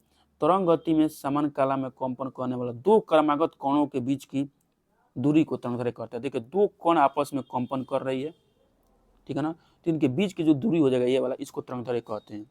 इसके ग्रीक अक्षर लैम्डा से व्यक्त किया जाता है। अनुप्रस्थ तरंगे में दो पास पास के श्रृंगों एवं गर्तों के बीच अनुप्रस्थ तरंगे जो होते हैं वो इस तरह कंपन करते हैं, इस तरह, ठीक है ना। अनुप्रस्थ तरंगों के दो श्रृंगों एवं गर्तों के बीच तथा अनुदैर्घ्य तरंगों में संपीड़न एवं विरलनों के बीच। तो संपीड़न विरलनों के बीच कैसे होगा? तो संपीड़न यहाँ से यहाँ तक, यहाँ इस तरह कर्म करता है, ठीक है ना, इस तरह। तो जहाँ पास पास होगा उसको, और जहाँ दूर दूर होगा उस तरह किया जाता है, इसको दूरी को ज्ञात किया जाता है अनुदैर्घ्य तरंग में, ठीक है ना। आगे देखते हैं दोस्तों कि सभी प्रकार के तरंगों में तरंग की चाल, तरंग दैर्घ्य एवं आवृत्ति के बीच का संबंध क्या होता है? तरंग चाल बराबर आवृत्ति गुना तरंग दैर्घ्य, या v बराबर n लैम्डा, ठीक है ना। ये बहुत ही फेमस और बहुत ही महत्वपूर्ण फॉर्मूला है, आप लोग इसको अच्छी तरह से याद कर लीजिएगा ताकि आप लोग भूले नहीं, एग्जाम में बहुत आता है। ध्वनि तरंग के बारे में देखते हैं हम लोग दोस्तों कि ध्वनि तरंग वायु में अनुदैर्घ्य है, धनु तरंग है वायु में अनुदैर्घ्य है, जबकि द्रव की सतह पर अनुप्रस्थ है। देखिए बहुत बढ़िया क्वेश्चन दिया है दोस्तों, एक पुराने लूसेंट में आप लोग को नहीं मिलेगा कि ध्वनि तरंग जो है वायु में अनुप्रस्थ है लेकिन द्रव के सतह पर अनुप्रस्थ है। द्रव के अंदर अनुदैर्घ्य, अंदर क्या है? द्रव के अंदर अनुदैर्घ्य तथा ठोस में अनुप्रस्थ और अनुदैर्घ्य दोनों है। देखिए बहुत बढ़िया चीज बता दिया ये दोस्तों, एक ही लाइन में, फर्स्ट ही पॉइंट में। ध्वनि तरंग जो है ये वायु की सतह पर अनुदैर्घ्य होती है, द्रव की सतह पर अनुप्रस्थ होती है, द्रव के भीतर अनुदैर्घ्य होती है, ठोस में अनुप्रस्थ एवं अनुदैर्घ्य दोनों होता है। अवश्रव्य तरंगे 20 हर्ट्ज से नीचे की आवृत्ति वाले ध्वनि तरंगों को अवश्रव्य तरंगे कहते हैं। इसे हमारा कान सुन नहीं सकता है। इस प्रकार के तरंगों को बहुत बड़े आकार के स्रोतों से उत्पन्न किया जाता है। श्रव्य तरंगे 20 हर्ट्ज से 20,000 हर्ट्ज के बीच की आवृत्ति वाले तरंगों को श्रव्य तरंग कहते हैं। इन तरंगों को हमारा कान सुन सकता है, ठीक है ना, ऑडिबल वेव इसको बोलते हैं। पराश्रव्य तरंगे देखिए किसको बोलते हैं मेरे भाई लोग, देखिए अल्ट्रासोनिक वेव 20,000 हर्ट्ज से ऊपर की आवृत्ति वाले तरंगों को पराश्रव्य तरंगों कहा जाते हैं। मनुष्य के कान इसे नहीं सुन सकता है, परंतु कुछ जानवर जैसे कुत्ता, बिल्ली, चमगादड़ आदि इसे सुन सकते हैं। इन तरंगों को गाल्टन की सीटी के द्वारा तथा दाब विद्युत प्रभाव के विधि के द्वारा क्वार्ट्ज के क्रिस्टल के कंपाउंडों से उत्पन्न करते हैं। इन तरंगों की आवृत्ति बहुत ऊंची होने के कारण इसमें बहुत अधिक ऊर्जा होती है। साथ ही इनका तरंगदैर्घ्य छोटी होने के कारण इन्हें एक पतली किरण पुंज के रूप में बहुत दूर तक भेजा जा सकता है। पराश्रव्य तरंगे का उपयोग कहाँ किया जाता है? संकेत को भेजने में, समुद्र की गहराई का पता लगाने में, कीमती कपड़ों, वायुयान तथा घड़ियों को पुर्जा को साफ करने में, कल कारखाने की चिमनियों से काली को हटाने में। और कहाँ पर इसका प्रयोग किया जाता है मेरे भाई लोग? देखिए दूध के अंदर के हानिकारक जीवाणुओं को नष्ट करने में, गठिया रोग के उपचार एवं मस्तिष्क के ट्यूमर का पता लगाने में, भ्रूण की जांच में करने में, और गुर्दा में बनने वाली पत्थरी की जांच करने में भी और उसको तोड़ने में भी इसका प्रयोग किया जाता है। आप लोग सुने होंगे कि अल्ट्रासाउंड करा लो, कोई भी चीज़ होता है, जैसे पथरी हो रहा है तो डॉक्टर बोलता है अल्ट्रासाउंड करा लीजिए, या भ्रूण जो बच्चा की जांच करता है कि वो लड़का है या लड़की, तो उसके लिए भी अल्ट्रासाउंड कराया जाता है, ठीक है ना। तो ये सारे चीज़ अल्ट्रासोनिक से किया जाता है। ध्वनि की चाल क्या होती है, देखिए विभिन्न माध्यमों में ध्वनि की चाल भिन्न भिन्न होती है। किसी माध्यम में ध्वनि की चाल मुख्यतः माध्यम की प्रत्यक्षता तथा घनत्व पर निर्भर करती है। किस पर? माध्यम की प्रत्यक्षता और घनत्व पर निर्भर करती है। क्या बोल रहा है आगे देखिए कि ध्वनि की चाल सबसे अधिक ठोस में, उसके बाद द्रव में और उसके बाद गैस में होती है। नेक्स्ट देखते हैं दोस्तों कि वायु में ध्वनि की चाल 332 मीटर पर सेकंड होती है। जल में ध्वनि की चाल 1483 मीटर पर सेकंड और लोहे में ध्वनि की चाल 5130 मीटर पर सेकंड होती है। जब ध्वनि एक माध्यम से दूसरे माध्यम में जाती है तो ध्वनि की चाल एवं तरंगें बदलती है, लेकिन आवृत्ति नहीं बदलती है। याद कर लीजिएगा कि आवृत्ति कभी भी नहीं बदलती है, चाल और तरंगें बदल जाती है। किसी माध्यम की ध्वनि की चाल आवृत्ति पर निर्भर नहीं करता है। ध्वनि की चाल पर दाब का प्रभाव। ताप की स्थिर रहने पर हवा में ध्वनि की चाल हवा के दाब पर निर्भर नहीं करता है, अर्थात दाब घटाने या बढ़ाने पर ध्वनि की चाल में कोई भी परिवर्तन नहीं होता है, अपरिवर्तित रहती है, ठीक है ना। अब हम लोग इसको देख लेते हैं, इसका चाल, ठीक है ना, इसको देख लेंगे। रुकिए, इसी को पहले देख लेते हैं कि विभिन्न माध्यमों में ध्वनि की चाल। वायु में कितना होता है, मीटर पर सेकंड में दिया है 0 डिग्री टेम्परेचर पर, तो 332 मीटर पर सेकंड। हाइड्रोजन में 1269, कार्बन डाइऑक्साइड में 260, भाप में 405, अल्कोहल में 1213, जल में 1483, समुद्र जल में 1533, पारा में 1450 और लोहा में 5130, कांच में 5640 और एल्युमिनियम में कितना होता है, एल्युमिनियम में 6420। ये दोस्तों मेरे को पूरी अच्छी तरह से याद है, आप लोगों को भी दोस्तों ये याद होना चाहिए। कभी कभी सेट वगैरह में टपक पड़ता है, ठीक है, मौका आप दीजिएगा तो एक एक आ जाता है। एल्युमिनियम में याद कर लीजिएगा कितना होता है, तो 6420 होता है। अब हम लोग देखते हैं दोस्तों कि ध्वनि की चाल पर ताप का प्रभाव। तो ध्वनि की चाल पर ताप का प्रभाव क्या पड़ता है, हम लोग देखते हैं कि स्थिर दाब पर गैस में ध्वनि की चाल उसकी परम ताप के वर्गमूल के अनुसमानुपाती होती है, यानी कि भी समानुपाती √T, यानी माध्यम का ताप बढ़ाने पर उसमें ध्वनि की चाल बढ़ जाती है। वायु में प्रति 1 डिग्री टेम्परेचर ताप बढ़ाने पर ध्वनि की चाल 0.61 मीटर पर सेकेंड बढ़ जाती है। ध्वनि की चाल पर आर्द्रता का प्रभाव। नमी युक्त वायु का घनत्व शुष्क वायु के घनत्व से कम होता है, अतः शुष्क वायु की अपेक्षा नमी युक्त वायु में ध्वनि की चाल अधिक होती है। यानी आर्द्रता के बढ़ने से ध्वनि की चाल बढ़ती है तथा आर्द्रता के घटने से ध्वनि की चाल भी घट जाती है, ठीक है ना। आगे देखते हैं दोस्तों हम लोग कि गैसों के अनुभार का प्रभाव। गैसों के अनुभार बढ़ने से ध्वनि की चाल क्या होती है, घटती है। गैसों का अनुभार बढ़ने से ध्वनि की चाल घटती है तथा घटने से बढ़ जाती है। देखिए वेग बराबर क्या होता है, √1/m, जहाँ m क्या है, गैसों का अनुभार है। प्रत्यास्थता का प्रभाव। प्रत्यास्थता के बढ़ने से ध्वनि की चाल बढ़ जाती है। प्रत्यास्थता देखिए सबसे ज़्यादा ठोस में, उसके बाद द्रव में, उसके बाद गैस में होता है। ध्वनि की चाल ठोस में सबसे ज़्यादा, उसके बाद द्रव में, उसके बाद सबसे कम गैस में होती है। निर्वात में प्रत्यास्थता शून्य होने के कारण निर्वात में ध्वनि की चाल नहीं होती है, मतलब संचरण ही नहीं करती है निर्वात में ध्वनि। ध्वनि के लक्षण, कैरेक्टरिस्टिक्स ऑफ साउंड। देखिए ध्वनि के मुख्यतः 3 लक्षण होते हैं, प्रबलता, तरत्वता और गुणता। ये सब क्या है, ध्वनि के गुण है। तो देखते हैं इनको एक एक करके। कहाँ क्या हो रहा है भाई, ऊपर नीचे क्यों हो रहे हो। देखिए प्रबलता के बारे में हम लोग देखते हैं, ठीक है ना। सबसे पहले भाई लोग प्रबलता को बारे में देखते हैं हम लोग।